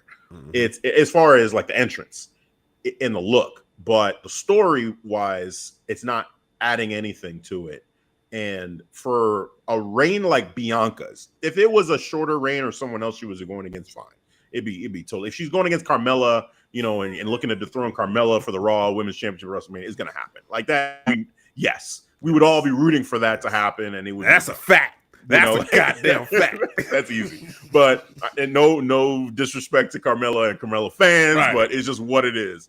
Because Carmella's title reign has never been on the level that Bianca Belair's title reign currently is. She is, we said it, John Cena of WWE, image of perfection in WWE. To beat someone like that, you need to come with something more. And to the point of earning it, it hasn't happened in the storyline. No, it just has not. It has not. So yeah, man. Yeah. Great Muto will be in her corner. Hey, that'd be cool. I don't think she wins it though because of that. I really don't. I mean, here's the thing too. They may have already decided, look, we're gonna go ahead and do this and have Asuka win the championship, but I'll say it's gonna feel flat. It's gonna feel flat if Asuka beats Bianca, even if the match is great. the part of me that's like it gotta be like perfect. Like the in-ring psychology has to be on point for a story to be like, all right, Asuka was working this body part throughout the entire match. Okay, it makes sense why she beat Bianca. I'm like, it gotta be fucking calculated. Yeah, it was, or she just is a brutal heel in the match. She works. Oh yeah, she just fucking flat out beat her ass, right? And just beat her down. You know, that would be the only way. You know what I'm saying? And then I'd be like, wow, oh okay. shit. Well, yeah. I guess Then we would be like, okay, good job. She was just gonna take it now. You know? My belt. Like I'm saying, there's ways in which the match can save this whole thing, but right now, no. I got Bianca. You got Bianca. Let's move on. All right, we've got singles match here. Brock Lesnar versus Omos. This matchup here, I would say for me is the match I'm least anticipating. What? Least anticipated. But that's not to say that I think it's going to be a bad match. I think it has the potential to be a solid matchup with like moments that make the crowd say, oh, wow, yo, cool. And that's really about, will Brock Lesnar F5 Omos? He's going to probably German suplex him a couple times. Will he F5 him? Will he be able to pick him up? It's like a, I hate to say it this way, but it's like a discount version of like a Hulk Hogan versus Andre the Giant, where you're just anticipating that spot of like, oh, is he going to be able to do it? You know, the first time you're going to be like, oh, my back. And of course, we already know. And the fact that we've seen it, it's the law of diminishing returns in that we've seen this happen so many times in wrestling where, you know, it's all about that. It's all about the strength. And is this guy going to be able to pick up the giant? Yeah. We already know. We know how that's going to go. But the presentation of it, I think Brock Lesnar is the kind of guy who will be able to sell it. I don't know about Omos, but I'm gonna hope that he sells it well and he does a good job with his role in this match, which is to just be big and dominant and awe-inspiring. That's it. That's all you got to do. Don't make any goofy faces. Just be dominant looking, be scary, be awe-inspiring, just be a giant and you'll be fine. Brock will take care of you in this match. So yeah, Brock prediction: Brock Lesnar. That'll go together. Yeah, no, I think Brock Lesnar will take care of him as far as making the match look good. Well, yeah. I think Brock is going to do a lot of selling to make him look good, and I think Brock's strength is going to be there to be able to pick him up, get the F5, get the dub, cash the check. Let's go home. Yeah, business wise, he'll take care of you, but physically, he's not going to hurt Omos. It's going to be fine. It's going to be fine. You sure about that? We're talking about Brock Lesnar, not Goldberg. Sure about You're making it sound like he's Goldberg with Undertaker. Like, no. Brock Lesnar has actually said it too. It's not about, you know, when he does the German suplexes and all the throwing people around, it's a lot of it is on the person taking the move versus him giving the move, because they're the ones that are doing, and this is, you know, like, I mean, outside of kayfabe and all that, they're the ones that are selling the move more so than him actually like making it happen. So, you know, for him, he's actually not a person who I look at and say, oh my God, like he's like getting people hurt or dangerous or anything like that. Yeah. Like, yeah, it looks rough, but you see all the people he's been in the ring with, and I have not seen, there was the one moment with him and Roman where we thought he was hurt, but Roman was fine. Like, I think him and Bobby Lashley in one of those matches where Bobby was just taking a suplex. But I think that's Bobby. I think that's what I'm saying. It was more on Bobby, not on Brock though. Not on Brock. It was just the way Bobby was taking it. Yeah, I don't look at Brock as someone who's unsafe. You know, I just feel like he makes it look good, but also too his dance partner purposely cut up. Or okay. So stuff like Roman that, too. Like with Randy Orton and with Braun Strowman, right? So with Braun, he was mad at him because Braun need him in the hit. Well, yeah, he's like, slow down, right? Quick with Randy, I think there was a decision that they made, the two of them, because I guess they didn't want blood, but they both wanted the blood. So he's like, I'm just gonna do it the hard way. And I you know, don't quote me on it, but I swear I've seen Randy say that they basically made that deal together, that that's what was going to happen, that he was going to go ahead and do it the hard way. Gentlemen's I don't think agreement. Brock just says, fuck it, I'm just going to, scratch you up with my elbow and not tell you. Like, that's what we're going to do, I feel like that was legit. Like, hey, this is what we're going to do. They don't want it, but I feel like it needs it. Let's go ahead and do this. So, and Randy's crazy. He's crazy. So, it makes sense that would happen. Anyway, I feel like Brock will make Omos look good in this. And let's not forget, Braun Strowman and Omos had a pretty entertaining matchup when they went against each other. And I did not think it was going to be good at all.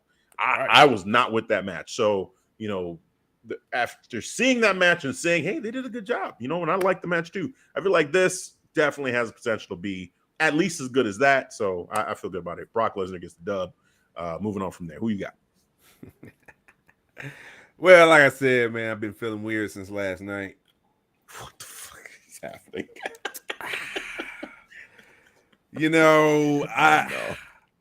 Everybody shitting on this match too, majority of them, because they say, hey, I don't care about this match. Two guys, Brock Lesnar.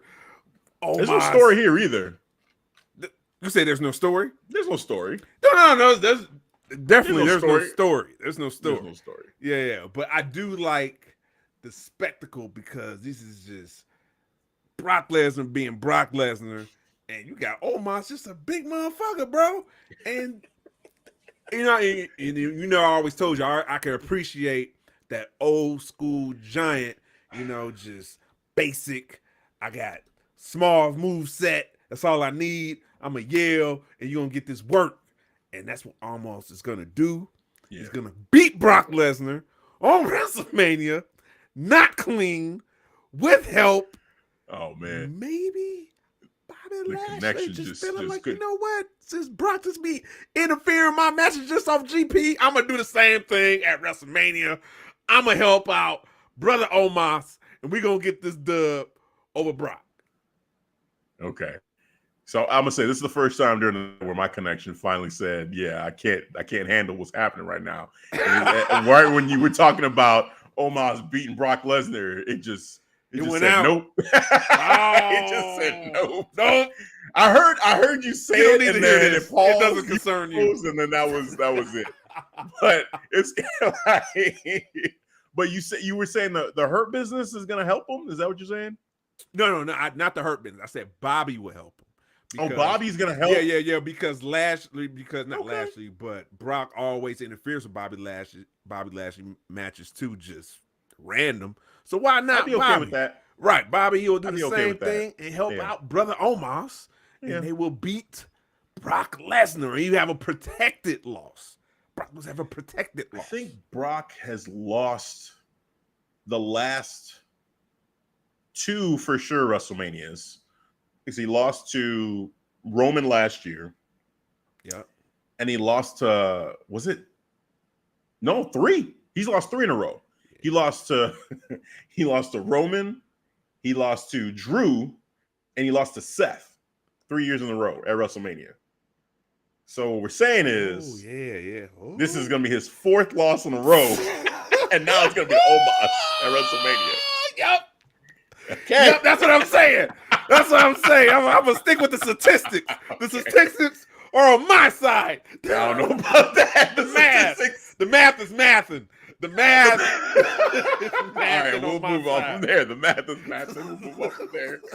Oh man, I like my chances. So you tell me I have a chance. Cool.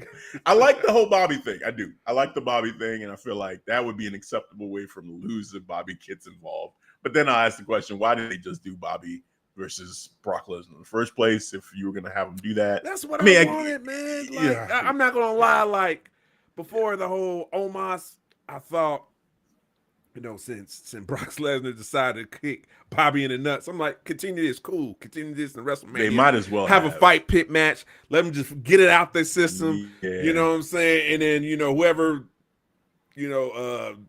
standing or not standing, but has a knockout. All right. And that's it. That's how you win. Yeah. But we got, Omos and Brock Lesnar, which I'm fine with that too. Cause I like my spectacle.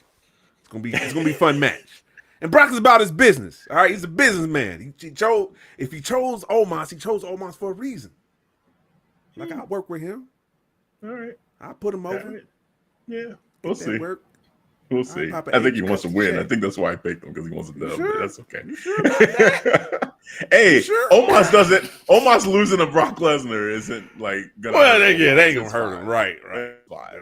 But if he wins against Brock Lesnar, yeah, we'll see. Omos We'll see. I'm not putting any stock beating in Brock Lesnar, a brother beating Brock Lesnar. Yeah, exactly.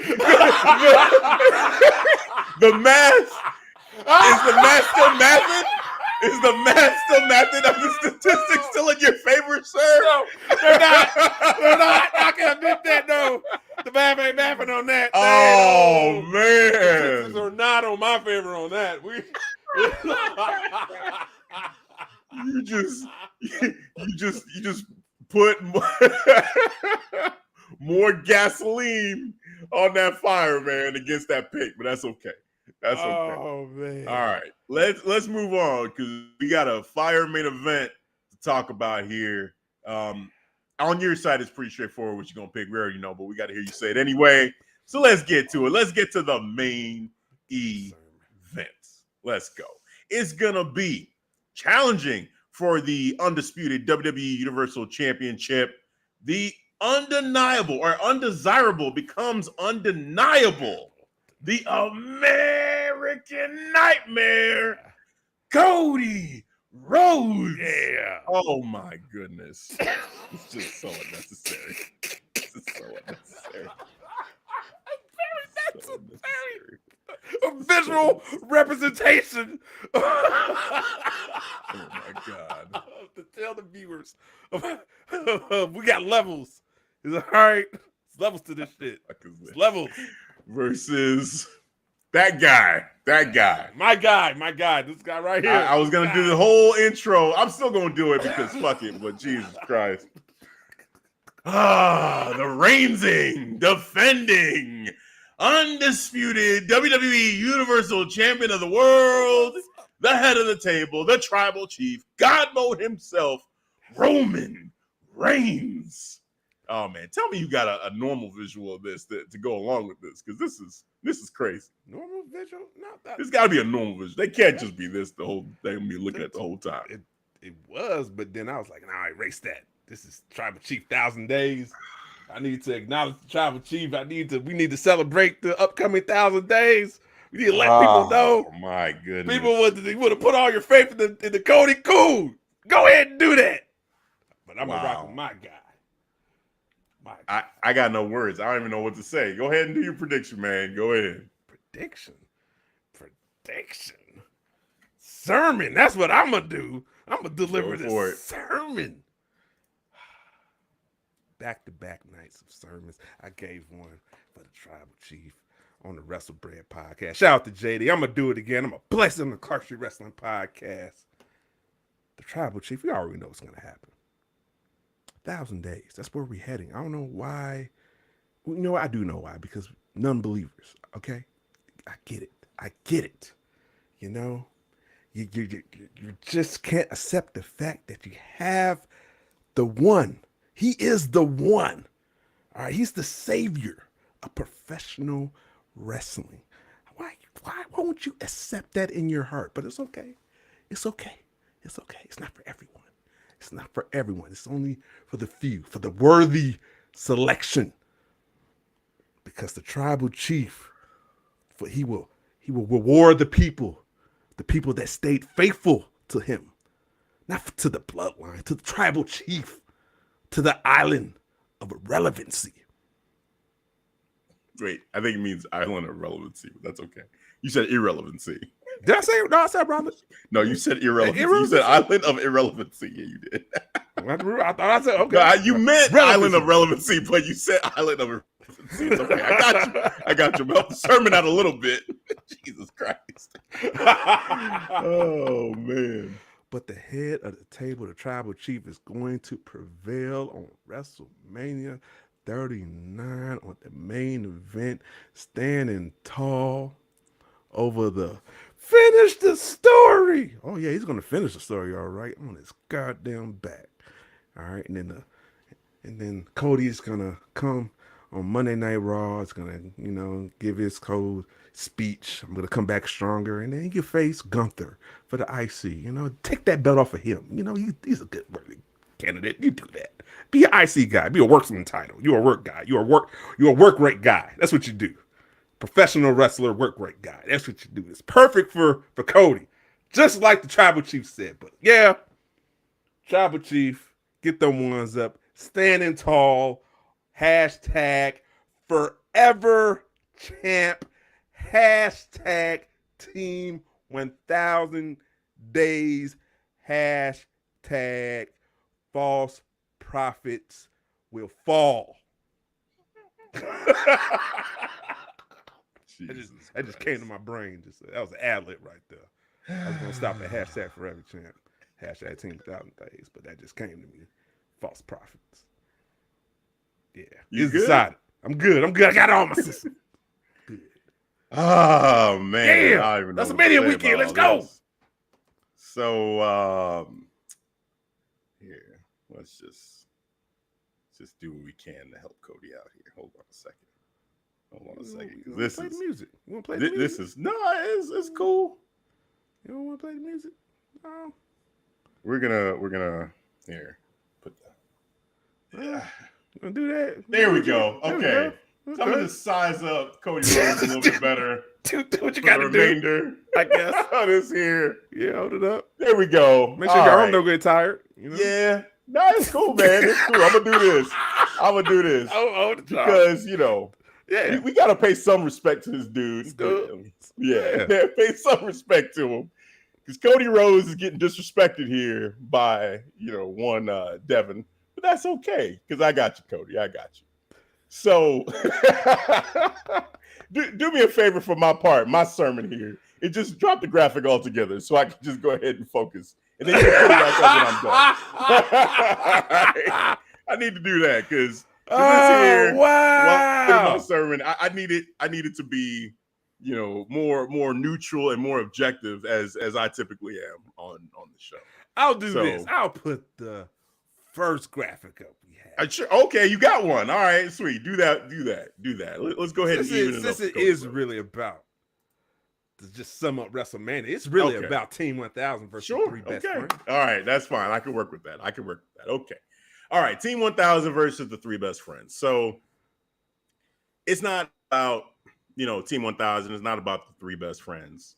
This is about, one, let's celebrate the Tribal Chief for a second. Let's celebrate the reign that he has had, so far, being a great champion. And in my mind, having the greatest title run that we've ever seen in WWE, WWF, what have you. Like, for me, in my lifetime, I would say that I would put this title reign as being number one. And I am thankful for the title reign that the Tribal Chief has given us. It has been amazing. From the start of it, when he turned heel and joined Paul Heyman, and he got Jey Uso to join the Bloodline, then eventually got Jimmy. Then, he brought in Sami Zayn and Solo, and they had a great run as the Bloodline. It's been a hell of a story and an amazing story that they've told. WrestleMania after WrestleMania, WrestleMania after WrestleMania. He's won. He's come out dominant. He beat Daniel Bryan and Edge in the same match. He stacked them just like he said, pinned them 1, 2, 3. It was amazing. He beat Brock Lesnar at WrestleMania, becoming the undisputed champion. It was amazing. So wonderful title run, wonderful story told, and the best story, not just the best title reign, but the best story that I've experienced. It's over, The Rock and Stone Cold for me, just unbelievable. My way of the hot. Great story that was. I loved it. But you know what? This story takes the cake over that one for sure. Now, as far as a prediction, as far as who I think is going to win, let me just say this, that both guys, win or lose, I'm excited for the future for both guys. I'm excited for, if Roman Reigns does win, cool. What we get is a great story continued. We get Roman Reigns continuing this mafia infused character, Goodfellas vibes. We saw the Hollywood, WrestleMania Goes Hollywood video. We get that, and it'll be entertaining as hell. And I'm going to enjoy the hell out of that if he continues that road, absolutely. If we get Cody Rhodes winning, it's finished the story. It's the conclusion of this epic story for Cody Rhodes that dates back to him being one. Well, actually, not even dates back. It's part of his story. Undeniably, has to be Dusty Rhodes. Has to be his father. The fact that his father never won the big one when it comes to WWE or WWF. He's never been world champion, WWE champion in WWE. No Rhodes has been WWE or WWF champion. Then you have Cody Rhodes coming up in the business in the shadow of his father and his big brother, Dustin, right? Both guys were bigger names than him. He was the other Rhodes, like Cody Rhodes. What? There's another one? Okay. And you see him wrestle, like he's cool, but is he even on the level of Goldust? Like, is he even that dude? And then he tried, he was underneath Randy, and he was in Legacy. He did his thing there, and it was cool, but he didn't really take off there, and then he was dashing, which, he had paper bags and, his face was messed up and he put paper bags over other people's face and did all that. Didn't work. Then he was Stardust, and Stardust, he was entertaining, but he hated it. Didn't want to do it. Said, I'm done. I'm out. Just left WWE. Then he bet on himself and he said, you know what? I'm going to make a name for myself. I'm going to go out and I'm going to be something on my own outside of WWE, outside of WWF, that whole shadow of Dusty. And I'm going to try to make a name for myself on my own. He went to Japan, became the American Nightmare, did great things with the Bullet Club, great things with the Elite, so many great things with the Elite that they decided, you know what? Let's do something that no one thinks we can do, right? Let's put on a show in the States, putting together some of the greatest stuff that's going on in the indie scene together, bringing that together and just put on a great show called All In. And let's see what happens. They did a great job. Everyone loved it.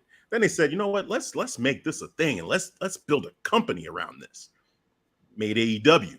People were excited about it. They wanted to establish a revolution. They wanted people to get paid more. They wanted to change the business. And in a lot of ways, they did. You can say what you want about the storyline and storytelling, but in a lot of ways, they did change the game and they did stir things up and they did piss a lot of people off. And, with All Elite Wrestling, they got the TV deal. Impact, can't say they got that TV deal. ML Dub, GC Dub, New Japan, none of them. It's AEW with Cody Rhodes. And Cody made a name for himself to a point where it's like, okay, yeah, you can't ignore, you can't deny this guy. He's made a name for himself. And then he does the unthinkable. He leaves a situation where he's the EVP. He leaves a situation where he could do whatever he wants, which in that company, he decided, you know what? I don't even want to be world champion. It's cool. Like, I'm going to put in a stipulation where I can't be world champion. All that said, he has everything in his hands. He says, you know what? I have unfinished business in WWE. I'm going to go to WWE, go to WrestleMania, and I'm going to have a match with Seth Rollins, and I'm going to start this journey towards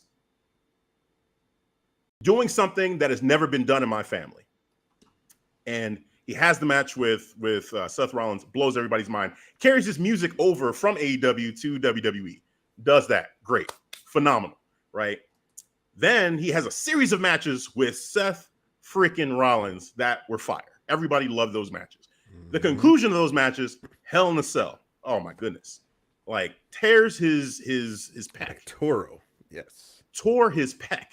You can see and at first when they said tore his pec, I'm like, oh man, I don't know. Like, is this, well, first of all, I thought, is this real? Is this a work? Like, what's going on? Then you start hearing, oh, this is real. And it's like, he doesn't stuff jack. Like, what? Look around. We're going to do a match. No, don't do this. I'm sitting here watching my TV being like, I don't even want to see this match. No, it's cool. He does a match. He does like a 20, 25 minute match. I don't even know. And they go at it, right? Have a great match, fire match. He goes away, comes back at Royal Rumble. And I was mad that they didn't keep it a secret because I'm like, oh man, the hype, it could have been like amazing, but they didn't do it. It's okay. They had the match. They had the Royal Rumble. He wins the Royal Rumble. And now the stage is set for him to go against Roman Reigns, to do what his father never did. The storyline going into this match is Roman Reigns is the son that Dusty wishes he had. Mm-hmm. That Dusty chose Roman Reigns. That Dusty said, this guy is ready. And he never even mentioned mentioned Cody Rhodes to Roman Reigns. He was not even brought up. He doesn't matter. He doesn't exist. That is Cody Rhodes' story. Roman Reigns is telling Cody Rhodes, hey, man, you ain't ready for this. Paul Heyman is telling Cody Rhodes, you ain't ready for this. You're not ready for the pressure. You're not ready for the grind. You're not ready for everything it takes. You are not ready. You are not it. Cody Rhodes is sitting here fighting for so many personal things. He's fighting for the legacy of his family. He's fighting for relevancy, to say, hey, I am ready. It's my time. Everything that I've been through, everything that I did, my journey to bet on myself, to do everything that I did, that I outlined for you, all of that I did was to get to this moment at WrestleMania. Not at SummerSlam, not at Backlash, not at Money in the Bank, WrestleMania, and finish the story. To become the first ever Rhodes to call himself WWE champion.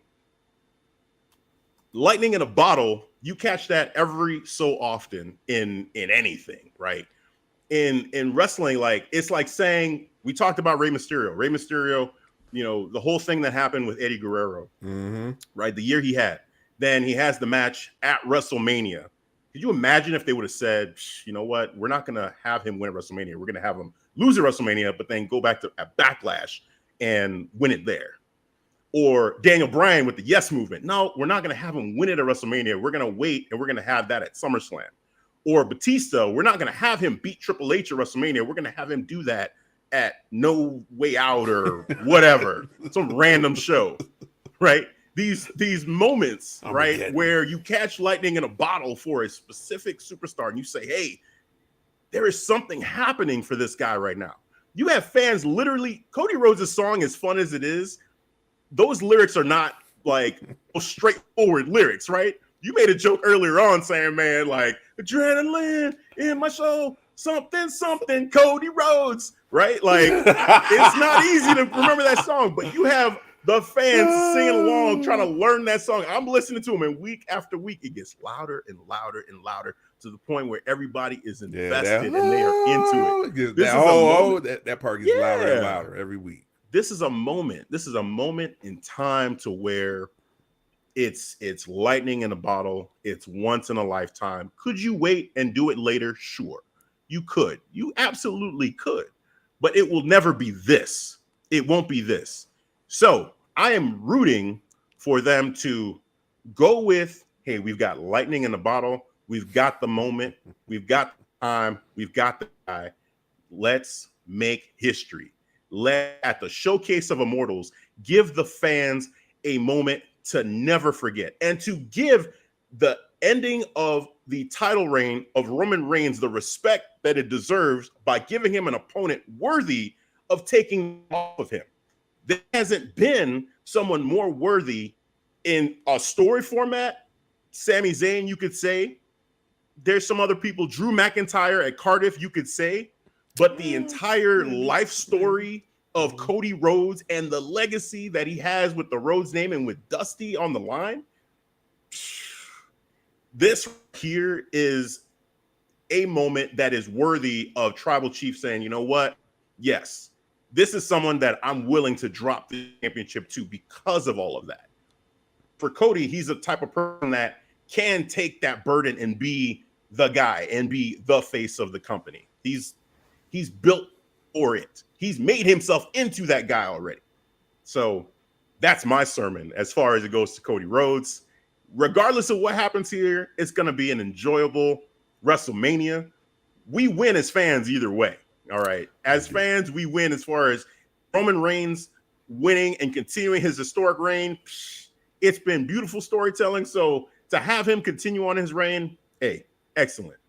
If Cody Rhodes win, we get a magical moment where he fulfills a dream, literally fulfills a dream.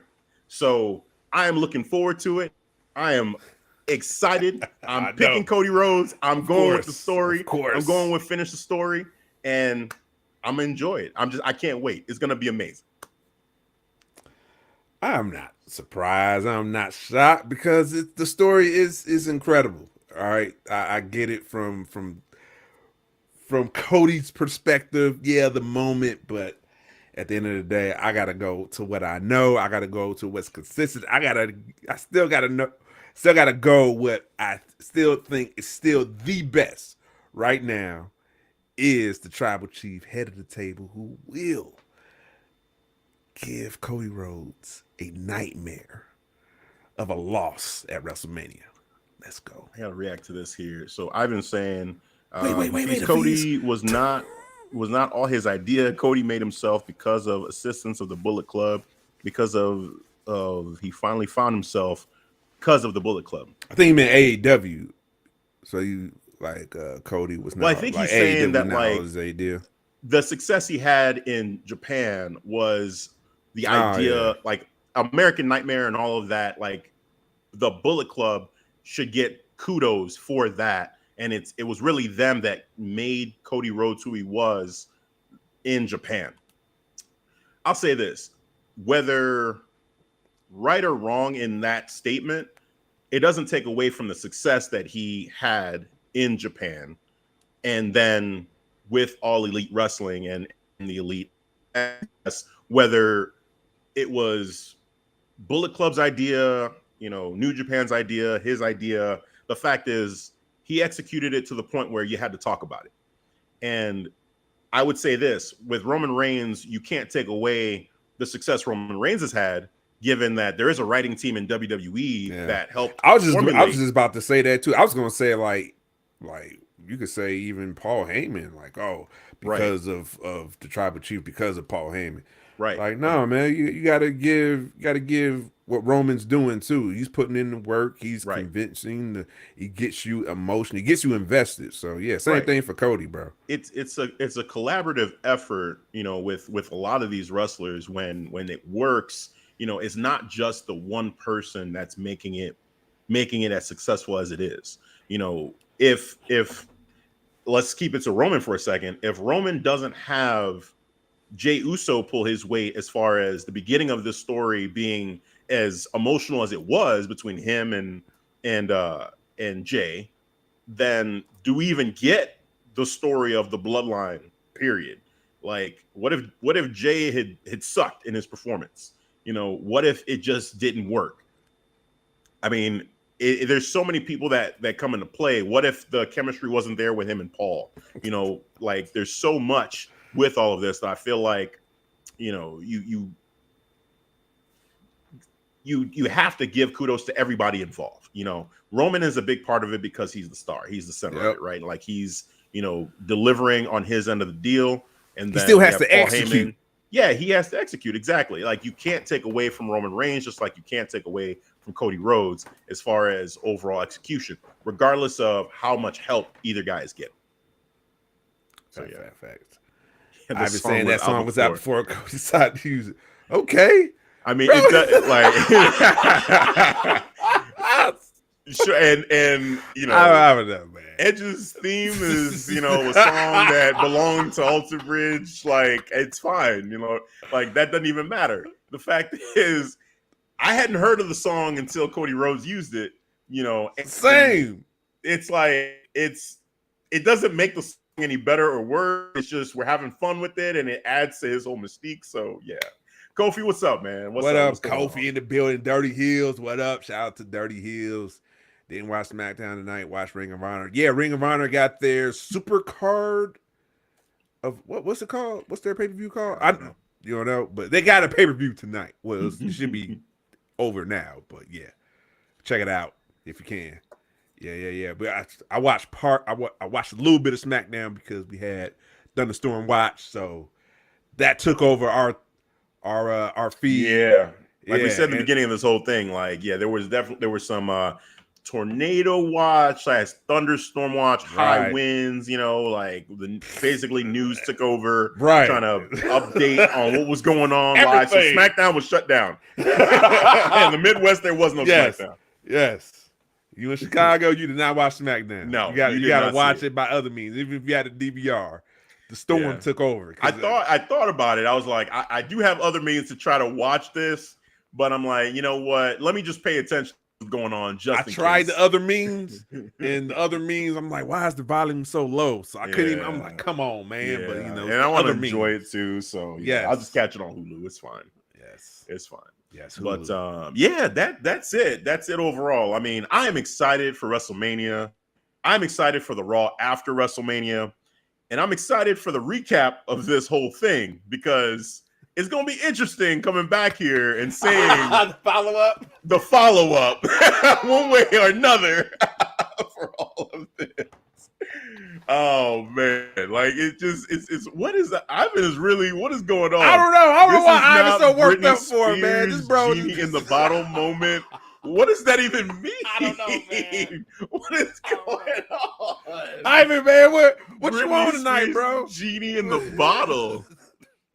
I'm trying to understand how that. I'm guessing that relates to Cody somehow. So I'm trying to understand it. Britney Spears. You have to. Well, I don't even know if I want to elaborate. I think we could just cap it at this. Isn't that Christina Aguilera though? Genie in the bottle. Oh yeah. Well, yeah. I've been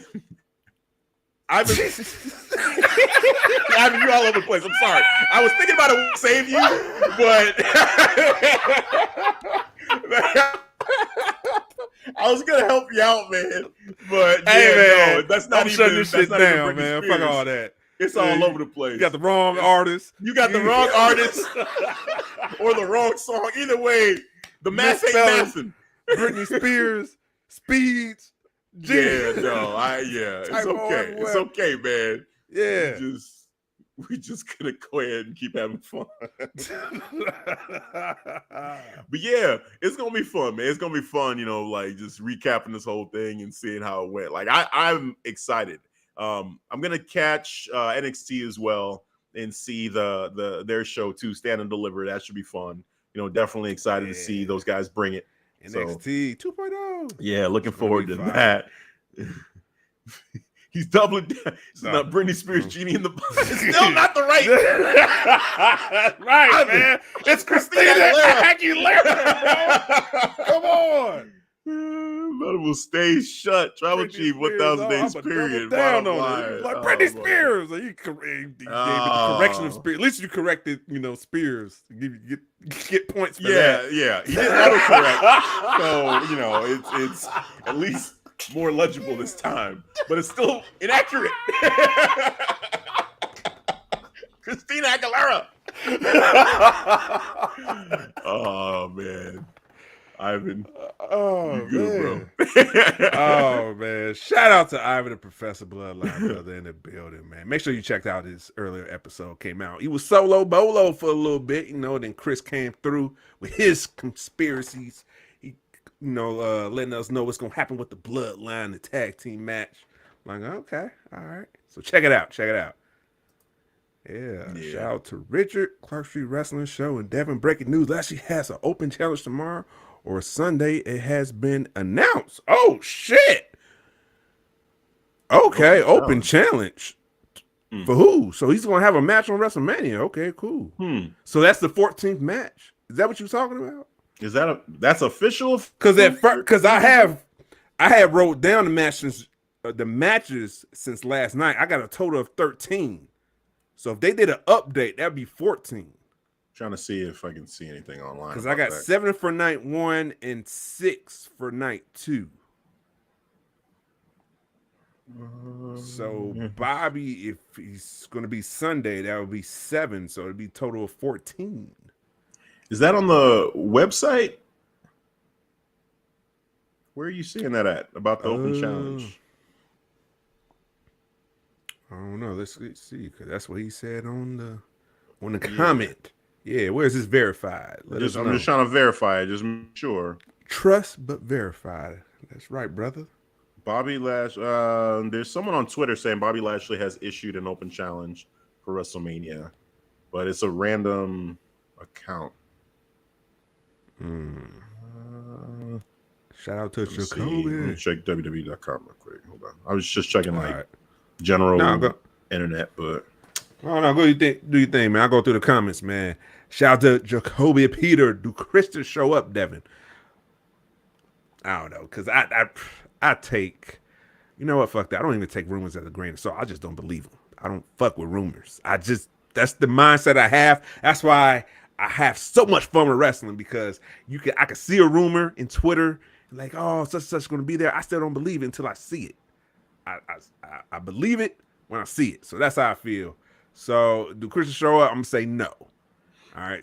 If he does, I'm gonna cool. mark the fuck out. Right. It'd be cool, man. It'd be crazy to see that. Okay, Tony Khan was cool enough to allow that. to happen, Yeah. I'm like, okay, you know, okay. Like, and I like that collaboration. Right, because it may be teasing possible working relationship in the future with WWE and AEW. Oh, just trying to see. So, spoiler alert for anybody that didn't see SmackDown. Bobby Lashley. Well, should I say what happened? What? I was going to say a spoiler about SmackDown. Oh, I know what happened for Battle Royale. Okay. Yeah, I know that part. Spoiler alert, Bobby Lashley won. I'm trying to listen to him now. See my comment? My fault. If I missed it, man, go ahead and put it right back in the comment and I'll pull it up for you, bro. My fault, Kyle Billy. Brian Cage is interesting. Finished. Yeah, I think something might be happening. He didn't say anything in that post-match interview that was on WWE.com, but he had this weird look on his face, like he was disappointed that, you know, and I'm guessing it has to do with oh God, they're at the Hall of Fame. I cannot wait. Oh yeah, the Hall of Fame is going on right now.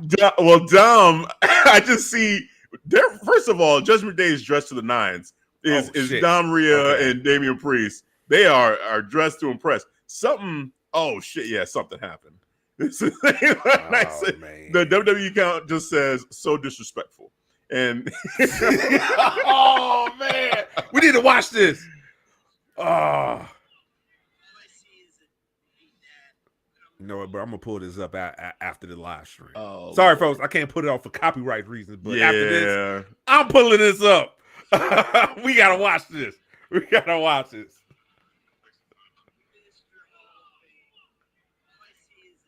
Oh yeah, Johnny. You know what? My fault. I forgot to acknowledge Johnny in the building. Johnny Autism Wrestling. What's up? How you feeling? But you know what we got to do. And it's WrestleMania season. And you know we got formalities for Johnny Autism Wrestling. You there, sitting at home. Acknowledge me. That's right. I'm excited to see Roman Reigns. Oh man, lose the belts. Of course. Johnny, shout out to you, man. I saw that you took a picture with Cody at one of the, I think it was one of the house shows. So that was pretty cool, man. So shout out it was to you, on Johnny. Facebook, man. Yeah, that's man, awesome. Me and Johnny Facebook friends, bro. Shout out to Johnny. He ain't found me. He located me in the Matrix. I was like, okay. All right. So, well, take this with a grain of salt, but Fightful Wrestling. On you already fucked up, bro. You already fucked, bro. I'm not making myself clear.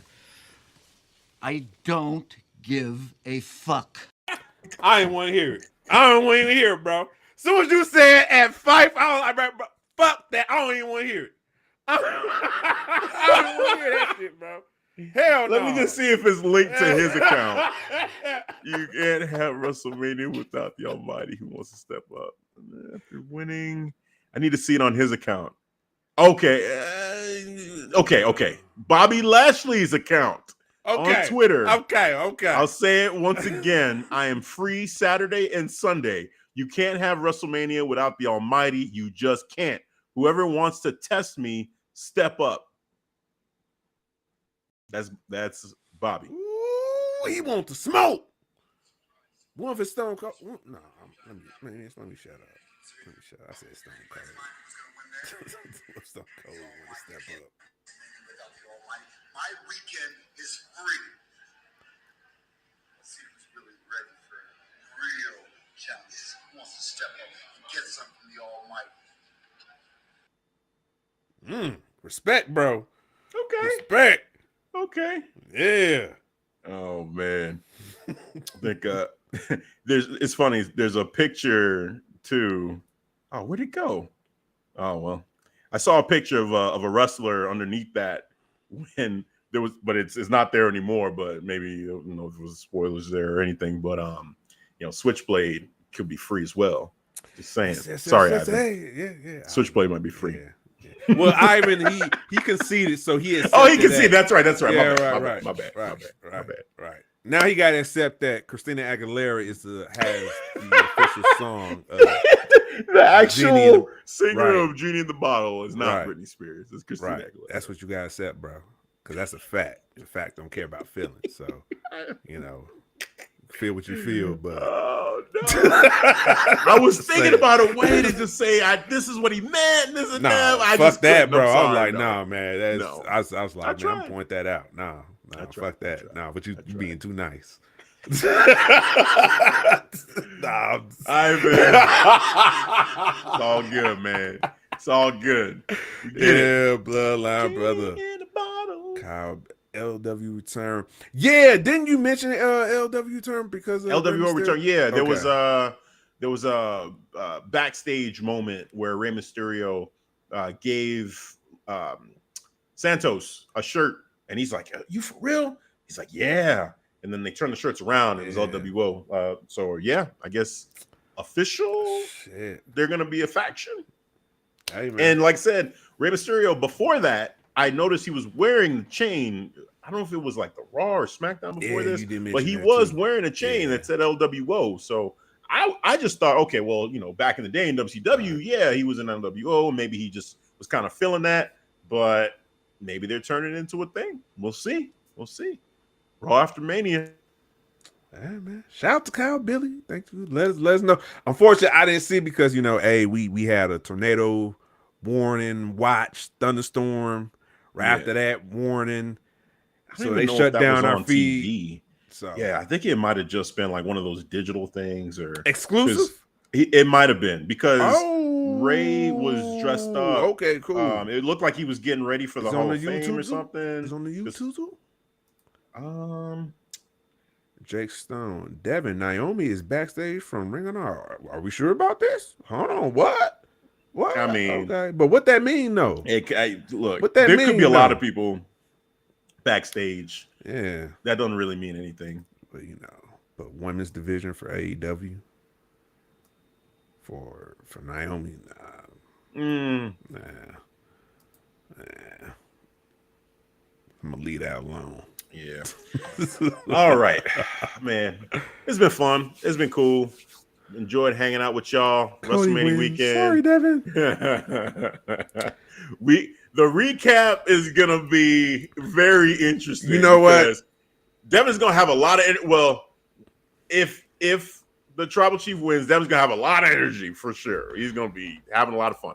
If he loses, holy shit! Like, wow. There's gonna be a lot of energy on the show. One way or another, I'm gonna make it happen. I'm gonna keep my energy. I'm gonna be cool. Okay. I'm gonna be No cool. matter But what, hey, everybody, keep on coming with the comments like, "Hey, Cody wins." Sorry, Devin. You know what, Spencer? Hey, I don't give a fuck because that is your opinion, bro. You can have that. All right. If Cody, you think Cody wins, cool. Would you accept I don't care. it if Cody won? Would you accept it? Cheese and crackers. That is good Mountain Dew. Yes, I would. Because he's good at. He was on the what was the Rich Eisen podcast just a few days ago. Yeah. Promoting WrestleMania 39. He did good. He has the knack for it. But I think Tribal Chief is better. I mean, that's fine. That's what I'm saying. You can say that, and it's fine. There's. I mean, it's gonna be hard for anyone right now to be able to say that anybody's gonna be better than the Tribal Chief as far as how he is carried himself as champion. This is a historic run that we have not seen in the modern era. Like Bruno Sammartino, guys like that. Like I can't. I'm not even talking about his. I'm not even talking about his reign. Like, no, I know, but just the way he carried himself Yeah. as champion, I have no I can't tell you. Oh yeah, Bruno did it as good. Like I don't relate to that. During my time, it's been this guy, The Rock, Stone Cold, Hulk Hogan, Ultimate Warrior, guys like that, Ric Flair, and I'd say Roman Reigns has done it just as good as any of those guys, if not better. Storytelling wise, performance in the ring, overall, just presence. media, I was like just actually face of the worried for company. WWE. I'm like, who's next after John Cena? Because I didn't see Right. anybody.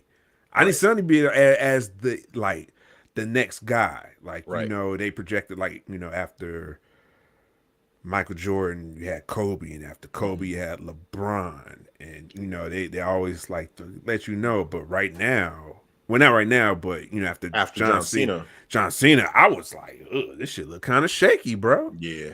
And then, hey, Tribal Chief decided to step up. Like, nah, that shit mine. Yeah, he did a great job. I mean, it took a lot to get here. Oh yeah, it did. So you have to a lot of hurdles. Give him a lot of hurdles. Kudos with that to say he's worked through a lot to get to this point. Yes. Like it wasn't all daisies and sunshines and rainbows for him, but he worked through it, and look at the result. It's all great right now. So, all kudos and props to Roman Reigns. If the reign continues, amazing, awesome, great. If it doesn't, hey, still amazing, awesome, great. It was wonderful. It was wonderful reign, and we'll see. We'll see how Cody does if he's champion, which I feel like the moment is there. So, if you're gonna do it, you want to like when I said with Bianca, I feel like if you're gonna have someone with a historic with a position that she has right now lose, it needs to be to somebody who you can say, okay, this is worthy. This is a worthy person to lose it to. Yeah. And the buildup, I feel like, needs to be there to make it feel right. Another one for me was like when Batista beat Triple H. It was like, yeah, this feels right. It felt like Batista's time. Like, let's give him a chance to go ahead and run with it and see what happens. For his first title reign to beat Triple H at WrestleMania, that's a big deal. So I feel like with Asuka, her legacy overall is great enough to say, you know what, she should be able to get a win like that over Bianca. I just don't like the way they handled it. So it feels wrong to do that to Bianca this way with this weak story. Whereas with the strong story that Cody has, he doesn't lose. Like, Roman Reigns doesn't lose any kind of respect or credibility at all losing to Cody Rhodes. This is an amazing matchup, an amazing story, and an amazing took situation. A pin in 2019. Yeah, but even that, so even with that, you would want the person who's gonna do this to really feel like, okay, this got to feel epic. You can't just get anybody to do this. Sami Zayn, I think a lot of people would have accepted that because the story was amazing, with Sami Zayn. Drew McIntyre, the moment was amazing. Not necessarily the story, but the moment that they had in Cardiff was amazing. And that's why I said, yeah, you could say maybe Drew McIntyre too. But Cody, yeah. Oh, that's what's up, bro. That's awesome. That's awesome. That's what's up, man. Hell dude, yeah, man. That's great Johnny, moments, bro. Happy for you to get that. I saw that on social media. I was like, okay, cool. Like, that's awesome that, you got that from Cody. So, and to shake his hands too, that's awesome. Hell yeah. Cody's awesome. Did he tell you to vote? But, hey, vote for me. Go shout to JD. Oh, man.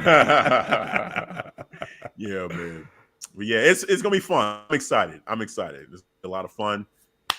Hey, we had a great show, and I'm just ready to get into WrestleMania and to watch WrestleMania tomorrow. So cannot wait. I know you're excited. All y'all listening that's been sticking with us, thank you so much for sticking with us, interacting with us on the chat.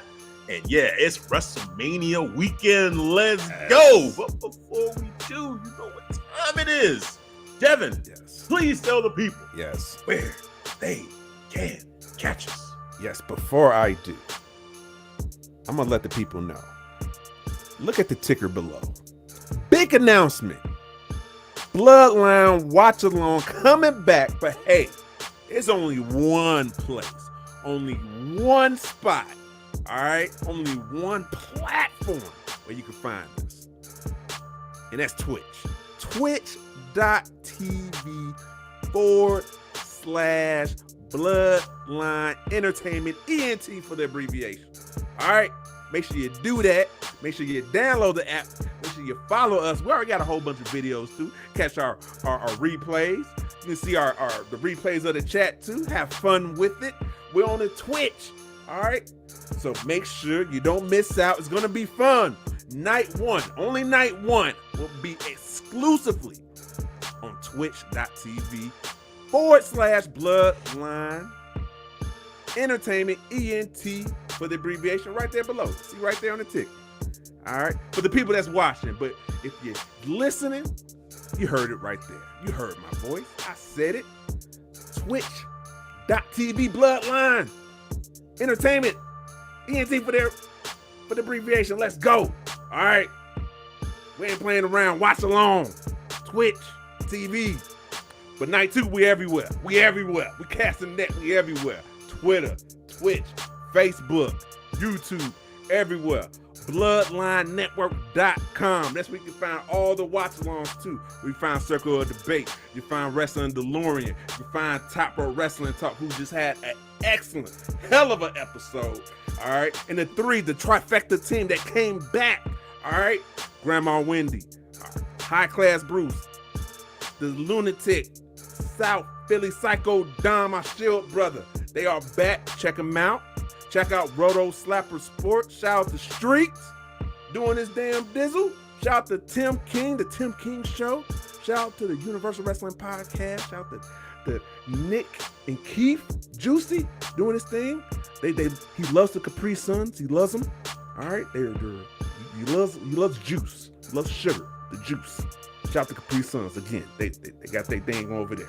But yes, BloodlineNetwork.com, and of course, the newly acquired the Wrestle Bread Podcast. Shout out to our Bloodline sister JD, who is part of the Bloodline family. Yes, we have a sister. We do. Yes. And she is taking over and she's doing her thing at the Bloodline Network. So once again, BloodlineNetwork.com, aka the sexy ass website. That's what we call it. It's a sexy ass website. It's a beautiful thing. But of course, when you want to see your boys Clark Street Wrestling, it's a lot of social medias. Facebook. All right, shout out to our Facebook community. Shout out to our Triangle Offense. Shout out to Spencer, Christopher, the admins who hold it down. Weekly threads. Appreciate y'all holding it down. We got Instagram. We got Twitter. We got TikTok. TikTok. WrestleMania. TikTok. Yes. And don't stop. And of course, and I can't forget about YouTube as well. If you want to hear the podcast, the audio platform, the video platform, ClarkStreetWrestling.com, ST for the abbreviation. And of course, we got merch. It's your one-stop and shop. So we got merch. You see this? This shirt right here? You see the beach towels? We got beach towels. Hey, beach towel. It was pretty warm. I was getting hot. I had the windows down driving before the storm came, of course. Before we had thunderstorm, tornado watches. The sun was out. I had windows down. It was not hitting. If you went to a beach, you could have used a beach towel. But if you're out there in the Southern Hemisphere, Brazil, Mexico, Nigeria. Yes. Get your Clark Street Wrestling beach towel. Get your ass off that hot ass sand. But if you're up here in the Midwest, all right, the temperature's going to go down too. It's going to be in the 40s. Get your hoodies. Get your Clark Street Wrestling hoodies. Stay warm. Stay whoosty. Yes, ClarkStreetWrestling.com/store for your pleasure. It is decided. And yes, and you know what? It is Tribal Chief Day. And will we be back next Friday on Tribal Chief Day talking about the excellent win of the Tribal Chief on his path to WrestleMania not WrestleMania Backlash. I'm sorry, it's just called Backlash in Puerto Rico for the Tribal Chief. 1,000 days. Here we go. You better prepare yourself for that. You better really psychologically prepare yourself for what's about to happen. I'm just letting you know. I'm just trying to help you out. Undesirable to undeniable. Cool. Let's go. Finish the damn story. That's going to do it for this week's episode of the Clark Street Wrestling Podcast. For Devin, I'm Hafeez. We'll catch you guys next time. Peace. All right, guys. Thanks for listening to the Clark Street Wrestling Podcast. Yeah, hey. Team 1,000 days. Let's get that trending. Hashtag Team 1,000 days. Let's get that trending tomorrow. Okay? You know what? No debates. No debates for Circle Debate. No debate for Top Row Wrestling Talk. This is about for the tribal champ in this jersey for 1,000 days. Solo. Solo. No bloodline needed. No bloodline needed. You hear this? When I was younger, Singing. You gotta do that. When I'm monologuing right now. I'm going on my monologue. He gotta sing. It changed the game, a better man to pay. I build my kingdom Sound like nervous, now. but, you know, that's just Felt me. too That's just mad. me. You took my dreams, What but do I not know? my name. Yeah. You follow Top me 16 until talk, the right. end. Get them ones up. Everybody in the chat right now. All the 6 people that's watching right now. All the 6 people that's watching. Get your ones up. Get your ones up right now. I mean, at this point. Sing along, y'all. Get them on the beat. Something, Cody Rhodes. Oh, man. Shout out to the Dark Order kicking that off. Oh, man. Yes. Here it goes. Together now. No. Wow. I wonder how much fireworks is gonna go into this. Oh, there's gonna be a lot. He's about to But blow will it that be more than the budget. tribal chief? Cause That tribal chief gotta come out WrestleMania. too. Well, it's gonna be the same. It's gonna Will be it the be same. equal They're amount? gonna do the Slightly overall more? fireworks. Give me drones. I want that shit from the Crown Jewels. Give me drones with fireworks. Yeah, no, hey, look. Laser I say, beams. Give me this moment is historic. We need Yeah, all orchestra. of it. We talking about an orchestra. Oh, Give me the don't tell me orchestra. that. Don't tell me that. I don't think we're getting an orchestra. If we did, oh my God, my heart can't take that. My heart can't take that. You get the violins and playing the song. Do that shit live. Oh, come on now. Oh, I got you. Solo. Hey, we do it even on the monologue. Even close on the monologue. Even anytime you request it, I got you. Solo. Yes. You know what? Shout out to Wrestlemania, bro. I love it because I see the love. I saw a picture of Hobbs and Big E together. Oh my God, bro. It was like and I saw like a maybe potential match, dream match. Powerhouse Hobbs and Big E, Man. posing together, smiling. That'd be Beautiful dope. thing. Yeah, shout out to Naomi and Jade at Wrestlemania there too. Bloodline was there. Samoa Joe was there. Yes. We I had like a that. reunion of Hit Bro. like So that. Swerve was there, with the Hit Bro there. All love coming together like this. Like this. That's what it's all about. Oh, yeah. Cody Rhodes in that championship like this. I wanted this. Yeah, that's right, Roman. Cody in those championships like this.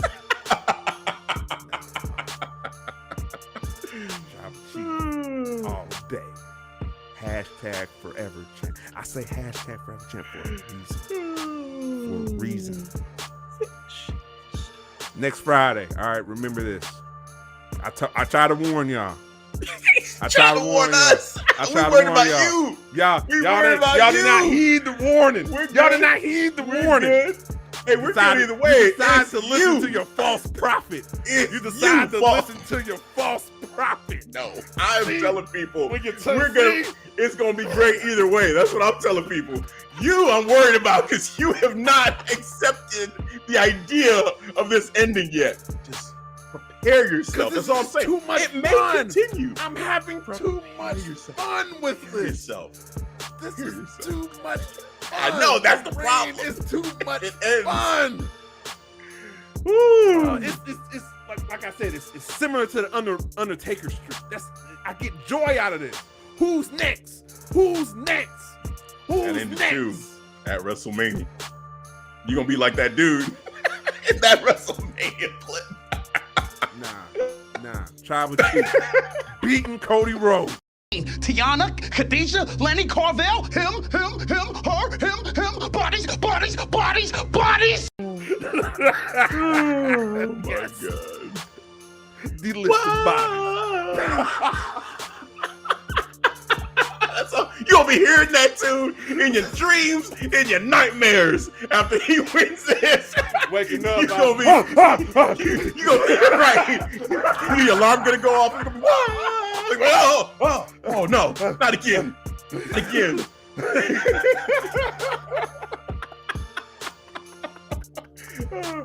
You about to have your breakfast? Just someone honking their horn outside. What you doing?